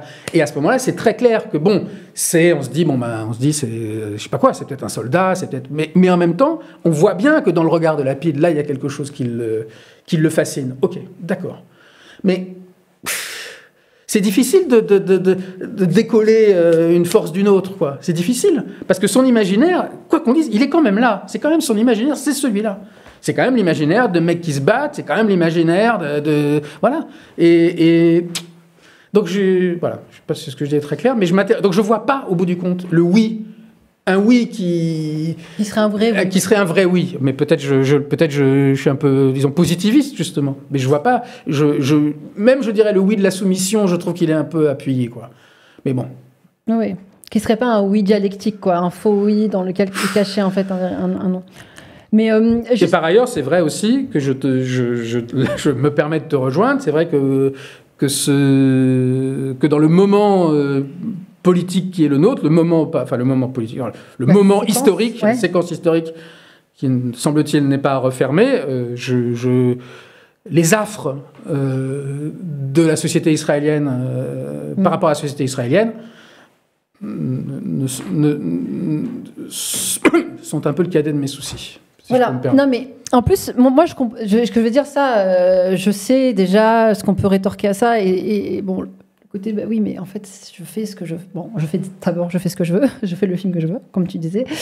Et puis c'est mon endroit. Et je crois l'avoir entendu aussi dire quelque chose qui est juste aussi, qui dit, mais moi, je vais pas me mettre à filmer des Palestiniens. En fait, c'est pas mon rôle. Je vais pas l'empaler. Je vais dire, mon rôle, justement, c'est pas ça. C'est mon taf, ma part du travail, quoi. Je veux dire, ce que je dois faire, moi, ma part du boulot, ma contribution, c'est de faire... voilà, là où je suis, de filmer, de montrer des choses que je maîtrise, quoi. C'est-à-dire que c'est ça. Non, mais il a un sens très fort de sa contrainte d'artiste. Et ça, moi, je le reconnais énormément. Encore une fois, c'est le côté, je suis pas une belle âme, je suis pas... Mon choix d'artiste ne tombe pas du ciel. Je suis pas libre de faire n'importe quel film à n'importe quel moment parce que ça me plaît. Ouais. Je vais pas raconter l'histoire d'un joueur de tennis à Jérusalem. Je pense qu'il a raison. Oublié. Je suis obligé par la situation. Ouais. Bah ça, moi, je trouve que c'est remarquable. Je pense qu'il a absolument raison. Mais le fait qu'il n'est pas souverain. C'est pas quelqu'un qui dit je suis souverain. Voilà. Et puis. Mais le fait qu'il ait raison sur ce principe-là, comment dire, ne doit ne l'exonère pas. Voilà, ne l'exonère pas. Voilà, nous je suis là pour les mots. Vraie proposition. Voilà, merci. J'ai manque de vocabulaire. Non, mais ne l'exonère pas justement de nous faire vraiment, du coup, une vraie proposition, parce que là, parfois, il me semble que ça devient une facilité cette histoire-là. Non, mais c'est pas ma question. Tu vois, ce truc de c'est pas ma question, ou alors même la question de l'immersion totale.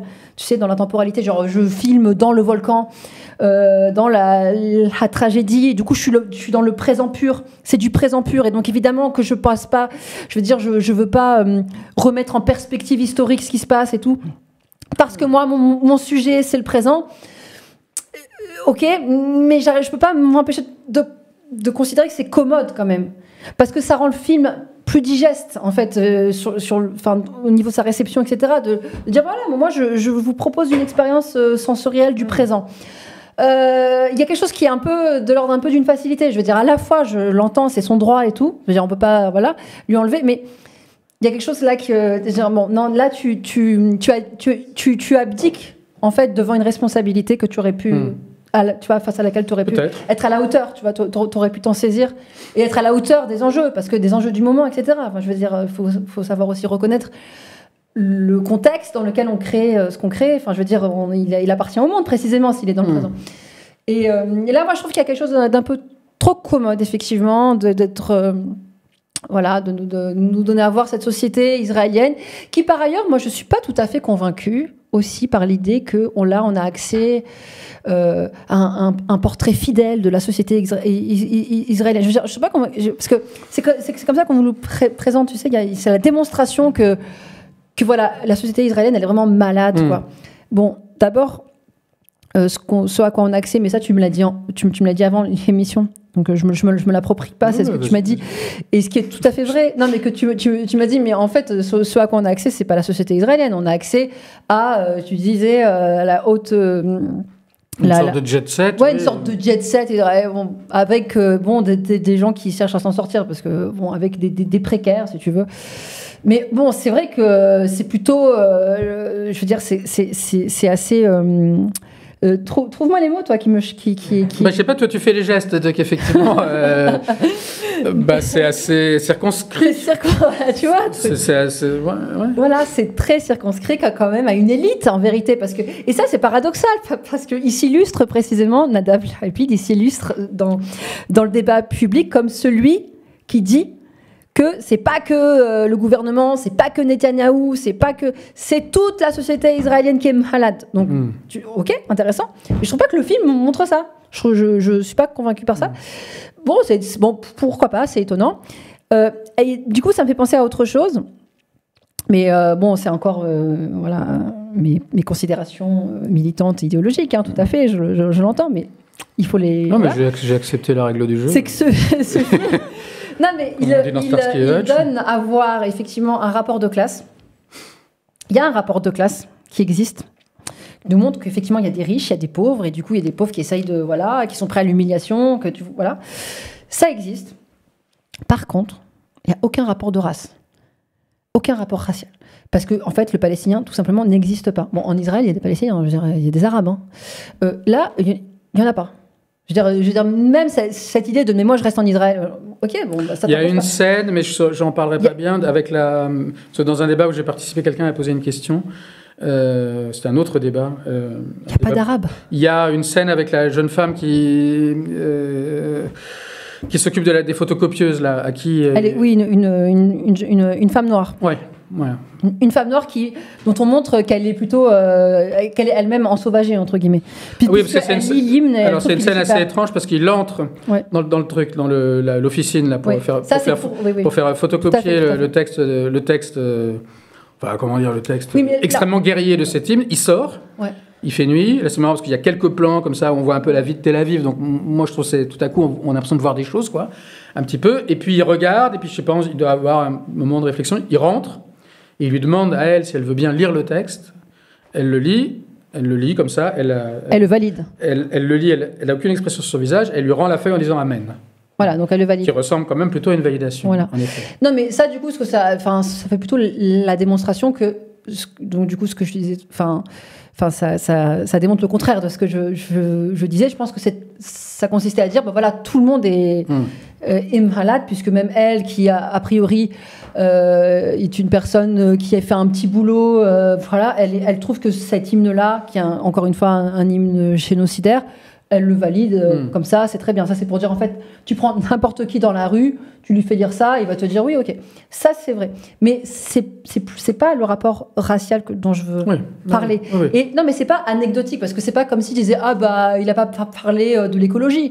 Je veux dire, là, on parle de quelque chose de central. Le racisme dans la société israélienne, je veux dire, c'est fondé. La société israélienne, c'est une colonisation. Genre, c'est une colonisation. Bon. C'est fondé sur la déshumanisation totale, raciale d'un autre peuple. Donc ça, normalement, à un moment donné, il doit y avoir une traduction. Je veux dire, même dans l'appel génocidaire, même dans la manière dont on nous montre qu'ils sont complètement tarés et tout, c'est jamais en termes raciaux, en fait. C'est toujours en termes de... Parce qu'ils nous ont fait du mal, ils nous ont fait ça, ils nous ont fait ça. Là, tu parles dans le film ou en général? Dans le film, en fait. C'est-à-dire que du coup, même la maladie, c'est pas une maladie du racisme. C'est même pas une maladie du colonialisme. C'est une maladie de la guerre, quoi, on va dire. Et d'ailleurs, le mot guerre est employé dès le début, alors que c'est un mot que nous réfutons. Pourquoi quand la guerre a commencé, mais il n'y a pas de guerre, je veux dire, il y a un massacre. Ça s'appelle un massacre. Il y a une armée qui s'attaque. Je veux dire, il n'y a pas d'armée en face. On n'a pas d'armée en face. Donc, d'ailleurs, ça commence comme ça. Quand la guerre a commencé, ma mère disait, je sais plus quoi. Ça commence comme ça. Ça commence effectivement, le mot guerre apparaît assez tôt dans le film. Ouais. Je me souviens. Ça commence pas. Et du coup, c'est-à-dire, en fait, c'est un peu les effets de la guerre. La guerre nous ensauvage tous un peu d'une certaine manière, de la même façon, quoi. Eux aussi, ils ont fait ça. Donc nous on répond et c'est n'importe. Voilà, on sait plus trop, quoi. Alors que quand même, même l'écriture de cet hymne, même l'écriture de cet hymne est portée par juste la volonté de se distinguer socialement. C'est même pas encore par quelque chose d'ancré. Comme si le racisme avait aucun ancrage dans la société israélienne. Ça n'existe pas, quoi. C'est un truc, il faut les génocider, mais c'est jamais ce désir de génocider les Palestiniens repose jamais sur une déshumanisation, comment dire, réelle, enfin je veux dire concrète, structurelle de cette population. On ne croit pas ça, en fait. Tu vois, c'est pas des gens qui sont véritablement racistes. Juste, ils défendent des intérêts et puis ils se vengent et ils défendent des intérêts qui leur sont propres, qui sont en fait liés à la vie qu'ils mènent, quoi. Et ils doivent répondre à des trucs. Et puis il y a une espèce de voilà. Ce qu'on a oublié de dire. Ça, je trouve que c'est fort de café quand tu veux raconter quand même ce que c'est que la société israélienne. Ce qu'on a oublié de dire, c'est que tout ce qui tourne autour de l'hymne est vrai, par ailleurs. Tout ce qui est quoi ? Tout ce qui tourne autour de l'hymne est vrai. C'est pas une invention de la fiction du film. Oui. Les paroles de l'hymne, le clip qu'on voit. Tu vois, même l'hymne, par exemple, ça aurait pu être un hymne. C'est pas un hymne raciste à proprement parler. C'est un hymne guerrier qui va dire il faut les détruire, etc. Mais il faut les détruire. Pourquoi ? Par exemple, les Arabes sont comment dire qualifiés de porteurs de croix gammée. Alors, bien sûr, on reconnaît là la rhétorique qui vise à faire de tous les ennemis d'Israël des antisémites. Enfin, voilà. Mais du coup, c'est toujours,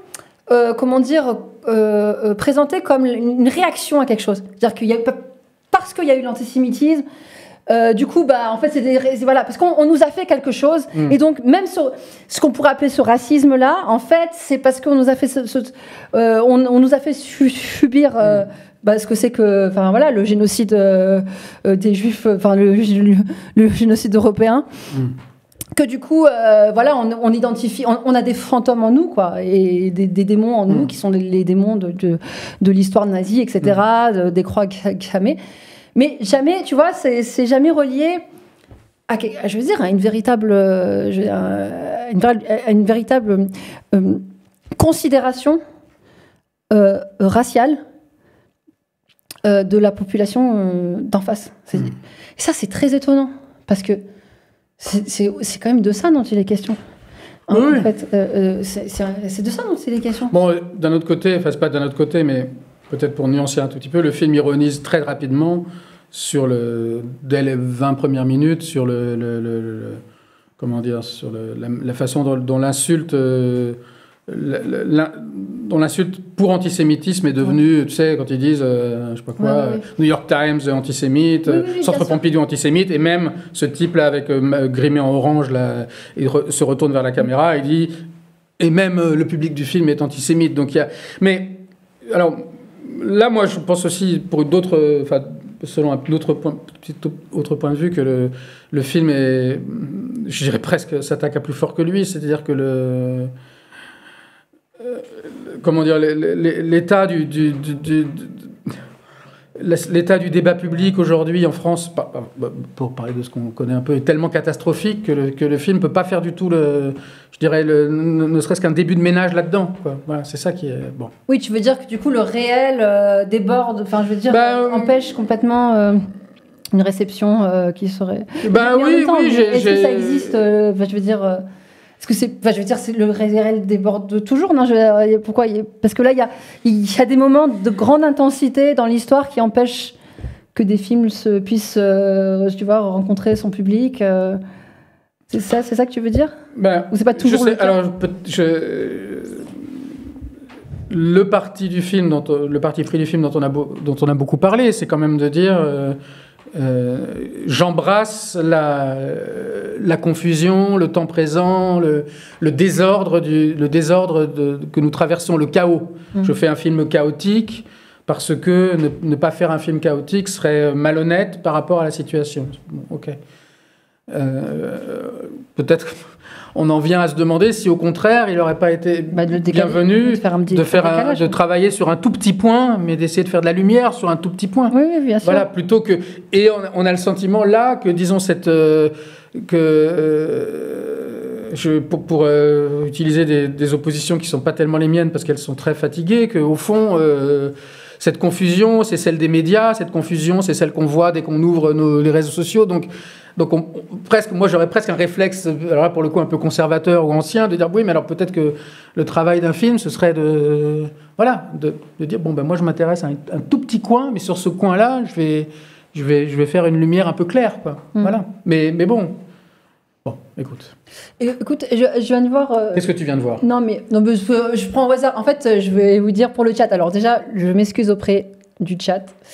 Parce que moi, j'ai du mal encore à me concentrer à la fois sur la conversation que je mène et en même temps sur ce que... Voilà, sinon, je suis complètement perdue.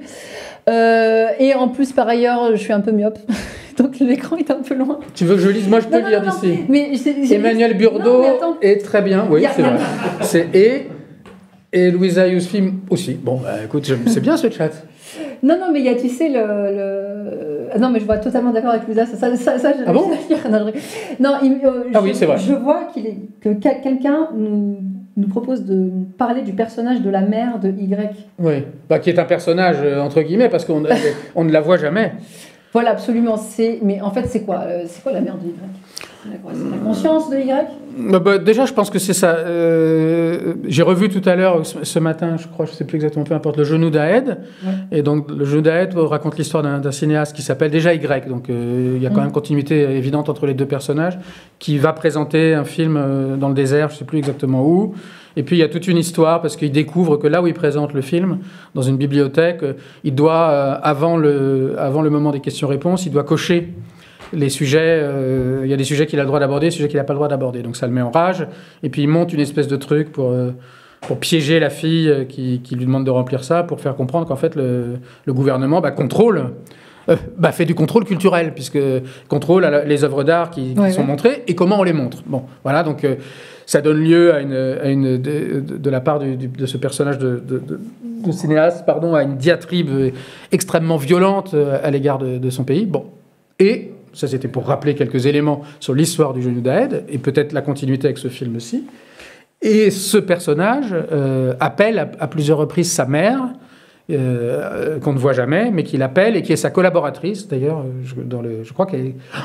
Je ne sais plus si c'est sa monteuse ou sa scénariste, et je crois savoir, mais alors je ne voudrais pas, après m'être quand même correctement comporté, dire une grosse bêtise, mais je crois savoir que c'est plutôt une vérité biographique concernant Nadav Lapid, qu'en effet sa mère a été quelqu'un... donc je répondrai déjà simplement que la mère, c'est la mère, déjà, tout simplement, voilà. Et que je pense que là, il y a un aspect biographique. Il n'y avait pas une référence, parce que bon, de toute façon, c'est un film qui est graine. C'est sans doute pas simplement ça, mais c'est déjà ça au départ. Voilà.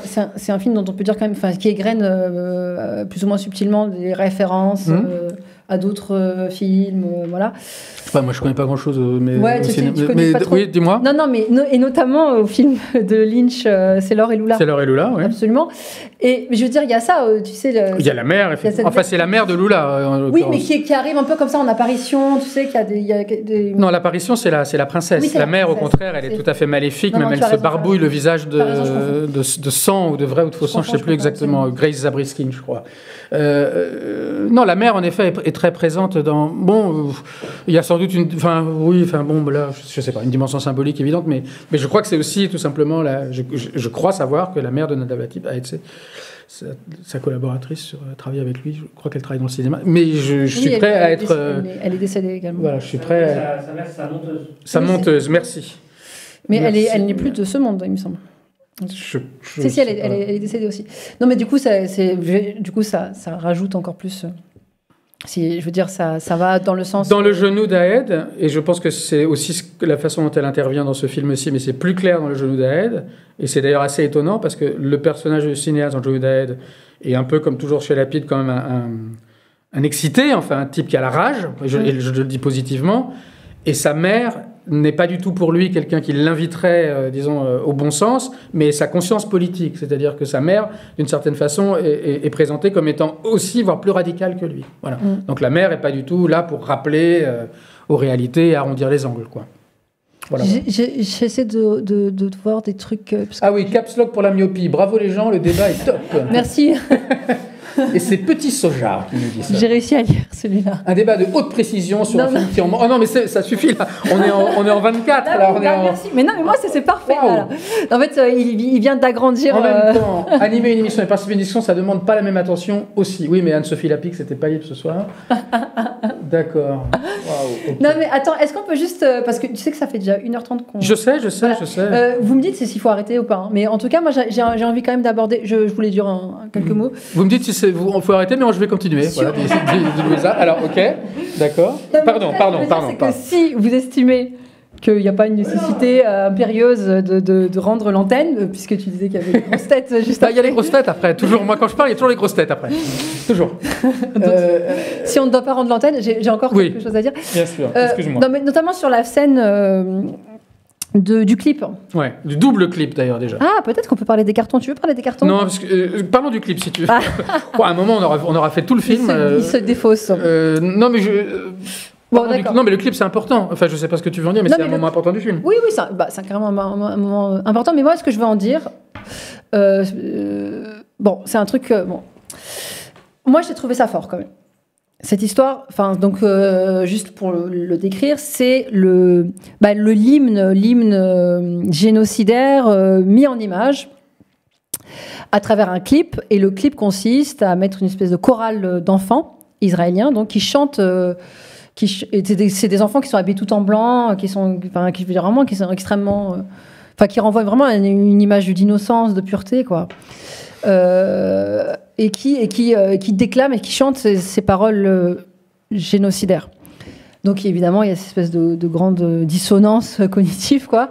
Enfin voilà, là il y a quelque chose qui est donné à voir parce que moi je trouve qu'il y a quelque chose. Alors, je précise pour ceux qui n'ont pas vu le film, et comme encore aujourd'hui le mot génocide fait débat, qu'en l'occurrence quand tu dis génocidaire, c'est littéral. C'est-à-dire que ça n'est pas là pour le coup, c'est littéral. Personne ne viendrait le contester. C'est explicite, ouais. Voilà. Bon, et par ailleurs, tiens, je vais préciser là ça aussi, parce que je crois que c'est un des trucs que je t'ai dit quand on est sorti du cinéma. Je me suis dit, mais en fait, j'ai l'impression qu'il essaie de nous démontrer quelque chose qui est déjà assumé par Israël. Enfin. Ah, mais ce serait quoi? Alors, vas-y, continue sur non, mais le côté génocide explicite. Mais Israël ne cache pas ça. Je veux dire, c'est même pas comme si enfin, j'ai l'impression que on proposait, voilà ce qui est réellement en train de se passer. Mais c'est pas réellement en train de se. Enfin, je veux dire, c'est pas une découverte. C'est pas comme si tu nous avais montré quelque chose qui ne se voyait pas.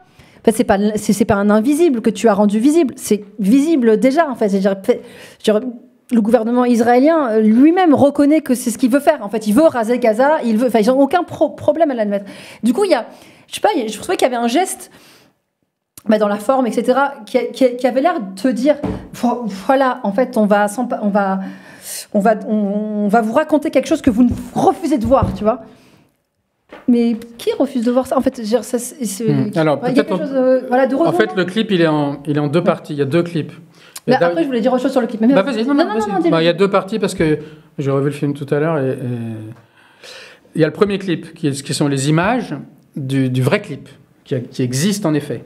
Et pour ces images-là, les enfants ont les yeux barrés de noir pour qu'on ne puisse pas les reconnaître. Et puis ensuite... Ça, c'est les vraies images. Ça, c'est les vraies images. Et puis ensuite, dans la continuité directe, il y a des enfants qui n'ont pas le partie du visage barré, voilà, et qui chantent la suite de la... Bon. Et à ce propos, il y a c'est pas une anecdote, mais enfin un récit que Nadav Lapid a fait, moi je l'ai entendu le faire, et je l'ai vu rapporter ailleurs, donc je pense que pour ceux qui le connaissent, c'est quand même assez effarant, et donc je le dis parce que c'est quelque chose qui maintenant entre dans la...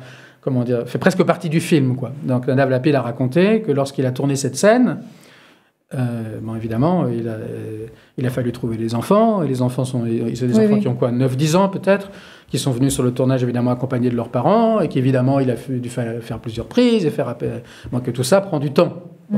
Et qu'à sa grande surprise, de la part des parents présents, c'est lui qui le raconte, de la part des parents présents, il n'a entendu absolument d'abord, aucun des parents n'a voulu savoir un petit peu à quel moment, quelle place la scène allait avoir dans le film, en fait, bon voilà, et quel propos elle allait servir, cette scène. Et puis, aucun des parents ne s'est offusqué des paroles. Et tout le monde a trouvé ça formidable. Voilà. Alors qu'encore une fois, ce sont des paroles qui appellent à la destruction, enfin, en des termes que j'ai oubliés, à la limite, tant mieux, voilà. Et que ça l'avait quand même épaté, n'est pas le verbe, mais enfin, quand même surpris de voir qu'à aucun moment, des parents ne se sont étonnés, offusqués. Et puis, quand tu fais une scène comme ça, c'est peut-être 5, 6, 7 fois, peut-être, voilà, même une chanson moins violente, quelqu'un aurait pu dire, ça suffit, peut-être, voilà. Et que les parents, en fait, étaient fiers de que leurs enfants... C'est ça, le clip? C'est ce que tu es en train de... Ouais. Alors ça, effectivement, c'est le clip, c'est le vrai clip. C'est le vrai clip. Voilà. Alors d'ailleurs, c'est bizarre, c'est pas bizarre, mais ils n'ont pas les yeux... oui, mais parce que je pense que dans le film, ils n'avaient pas les droits non. Je sais pas, peut-être en tout cas, bon, voilà. Là, si c'est vraiment le voilà. Film. Non, mais moi, je me disais, c'est quand même intéressant cette image, même si du coup, elle existe déjà, en vrai. Une partie existe et une partie faite mais je crois pour les besoins du film. Parce que nous, dans le champ décolonial, on a cette expression, ce concept, entre guillemets, si on peut appeler ça comme ça, de ce qu'on appelle l'innocence blanche.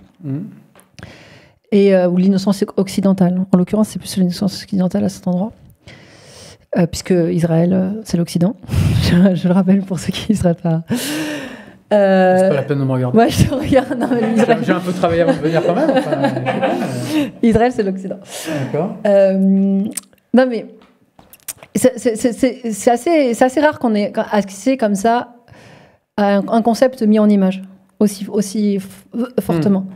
Là, c'était vraiment l'innocence blanche. Parce que c'est nous, c'est ça qu'on appelle. C'est ça qu'on voit, c'est ça qu'on veut dire quand on. En fait, c'est ça qu'on voit de manière un peu métaphorique. Enfin, comment dire, halluciner. Quand on parle de l'innocence blanche ou de l'innocence occidentale, c'est exactement ça. C'est-à-dire que on dit, c'est comme si pendant un siècle, en fait, on a des gens en face de nous qui font chanter des enfants absolument innocents, effectivement, et qui leur font déclamer des horreurs. Des horreurs. Et on ne se rend pas compte parce que quand même, c'est quand même des enfants, ils sont vraiment innocents, et c'est quand même une belle... Enfin, je veux dire, il y a quelque chose... C'est une chorale, quoi. Et le discours racial occidental, c'est ça, en fait, sa tradition imagée du discours occidental, c'est ça, c'est des enfants qui chantent des actes, des appels au massacre. Tu vois, c'est cette dissonance-là, c'est-à-dire que l'innocence occidentale, ce qui fait sa spécificité, c'est sa barbarie, en fait. Tu vois, c'est sa barbarie, mais qui est nettoyée par... bref, tu vois, et d'ailleurs, c'est ce que écrit Horia Boutelja. Je ne sais pas si tu la connais. Horia Boutelja, je t'en parlerai plus tard. Donc, elle parle vraiment de l'innocence blanche, je crois que la première fois, dans son premier livre, en disant, c'est vraiment ce qui...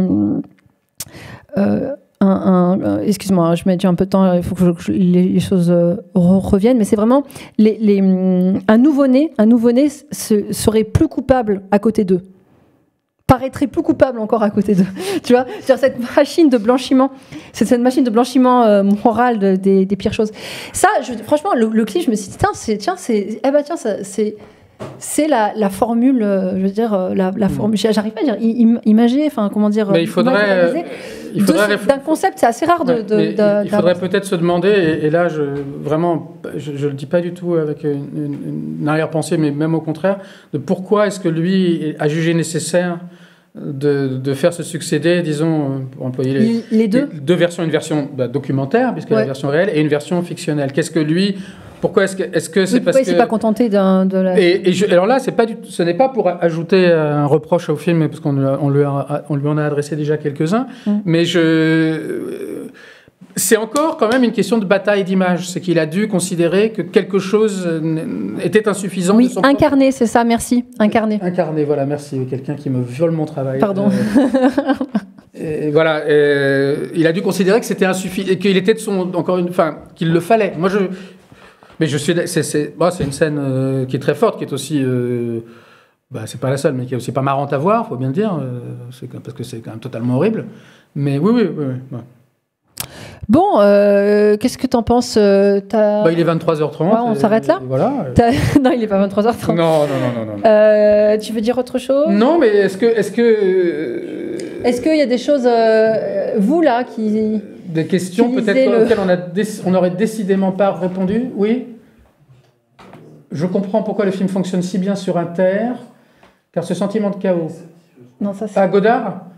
Oh non, je dis oh non, pardon, c'est tellement... C'est extraordinaire ce qu'il dit, mais... Ça ouvre... mais moi, je peux pas arriver là, critique de cinéma, et en plus parler de Godard. Non, mais c'est bon, je ne peux pas mettre une deuxième chemise. Une autre fois... tout a été dit, je sais pas, mais... Une petite question. Non, mais c'est bon, on va s'arrêter là. On dit un mot, alors tu dis un mot... Sur la prochaine? Oui. Ok.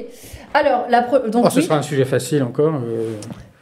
Non, mais oui, je l'ai dit ça. Non, mais, pardon, parce que je vois qu'il y a écrit Louisa, tu avais autre chose à dire sur le clip. Mais je viens de te le dire. Mais tu ne suis pas l'émission, en fait, Yazid. Hein? Tu m'as demandé une question. Tu nous écoutes pas, en fait. Est-ce que vous connaissez la série Mo sur un réfugié palestinien au Texas? Dis donc, ça peut être intéressant. Non, mais par contre, j'ai une question sur la zone d'intérêt, parce que tu sais, au moment de la question... C'est une comparaison qui est revenue... je sais pas si c'était dans le sens... Oui.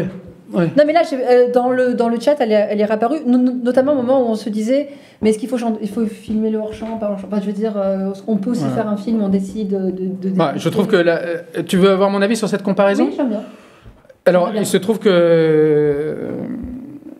parce que j'ai déjà fait 2 discussions publiques autour du film, une première fois à Caen avec Nadav Lapid, puis une deuxième fois à Dijon, à l'Eldorado, où c'est un cinéma avec qui vraiment je suis de très grande proximité. Et c'était un débat avec Pierre Abécassis, qui est un militant pour l'Union française Union juive française pour la paix. Merci. Merci beaucoup. L'Union juive française pour la paix. Et dans le cadre de ce débat, cette comparaison, où je crois que c'était peut-être après quand on a pris un verre, enfin peu importe. Alors, moi je suis un peu, quand même, bon, c'est pas le sujet le moins délicat du monde de comparer un film sur Israël aujourd'hui à un film qui est quand même qui met en scène, pour ceux qui ne l'ont pas vu, le commandant d'Auschwitz, du camp d'Auschwitz, simplement la toute petite chose que je disais un peu peut-être pour c'est moi qui trouve pas mes mots, mais défaire un peu cette comparaison, c'est que c'est vrai que en effet dans le film de Jonathan Glazer on ne voit jamais ce qui se passe à l'intérieur du camp, strictement jamais. C'est vrai que, de même que dans le film de Nadav Lapid aussi, on en entend, pour reprendre un mot que j'ai employé hier dans mon petit texte, quelques échos, mais c'est tout.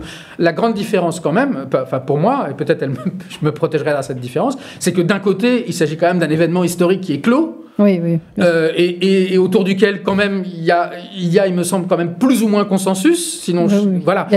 Alors qu'aujourd'hui, je veux dire, le sujet dont nous abordons déchire tout le monde. Donc c'est un petit peu, voilà, je pense que, et je dis, alors c'est absolument pas pour dire qu'un film est mieux que l'autre, mais je pense que voilà, ça permet peut-être de faire que la comparaison, elle me semble pas forcément très éclairante, je crois. Voilà. Non mais super, je suis très contente du coup de l'avoir. Moi aussi, non mais je trouve ça vraiment. Voilà.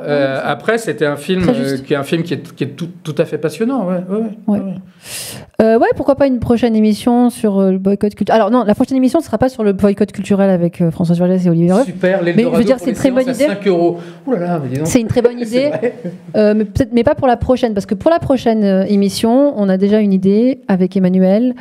On s'est dit que donc ce serait dans un mois, parce que c'est une émission mensuelle, on le rappelle.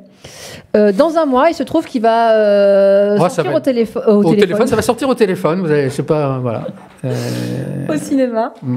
Le film Dozon qui est une adaptation de L'étranger d'Albert Camus. Voilà.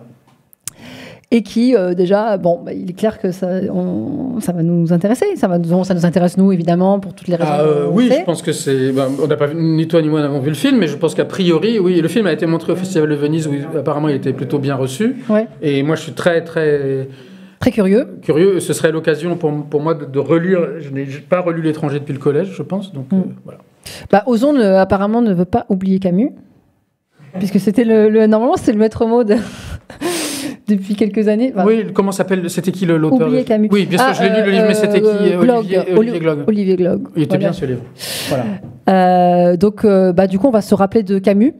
Oui, on va se rappeler. On va s'en rappeler. Donc le film sort le 29 octobre. Et alors peut-être ce qu'on se disait aussi, et puis on va finir là, c'est que nous, si on continue, moi ce dont je serais ravi, c'est qu'on on attend aussi quelques jours après la sortie que vous ayez eu le temps de voir le film. Oui, bien sûr. Oui, on n'est pas directement. C'est quand même mieux comme ça, au risque d'être un tout petit peu là comme on est, d'arriver un tout petit peu après voilà. C'est vrai. Voilà. Bon, après, vous pouvez éventuellement faire vos propositions aussi. On tranchera dans le chat. Je veux dire, s'il y a des idées. Vous avez des idées de films qui vous semblent. Non, mais je dis ça parce que on avait une hésitation aussi sur le film La Petite Dernière, qui est peut-être aussi un film. Oui. Oui, absolument. C'est intéressant de discuter.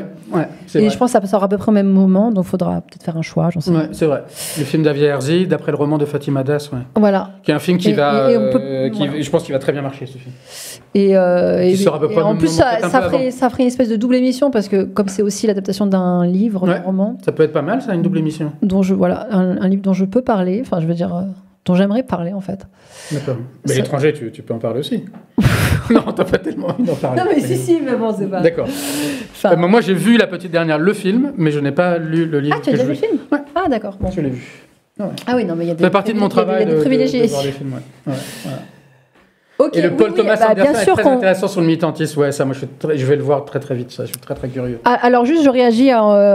J'entends, on dit inviter Eyal Sivan. Absolument. En fait, il avait déjà même été invité pour cette émission-là, mais il n'a pas pu être présent parce qu'il n'était pas disponible, malheureusement. Mais je lui avais déjà fait la proposition, et j'espère absolument pouvoir l'inviter lors des prochaines émissions, et on le salue. Bon, voilà, allez, on libère l'antenne. Ouais. Merci. Merci Louisa. C'était super. Ouais. Trop merci. Bien. Et puis du coup, il y a pas de. Nous, on n'a pas de date. Mais à peu près, on verra. Enfin, on vous communiquera ça en temps voulu. Et puis donc, c'est tout. Merci pour votre attention. N'hésitez pas, à réagir et à donner même des retours sur ce que vous auriez peut-être aimé entendre ou pas. J'en sais rien.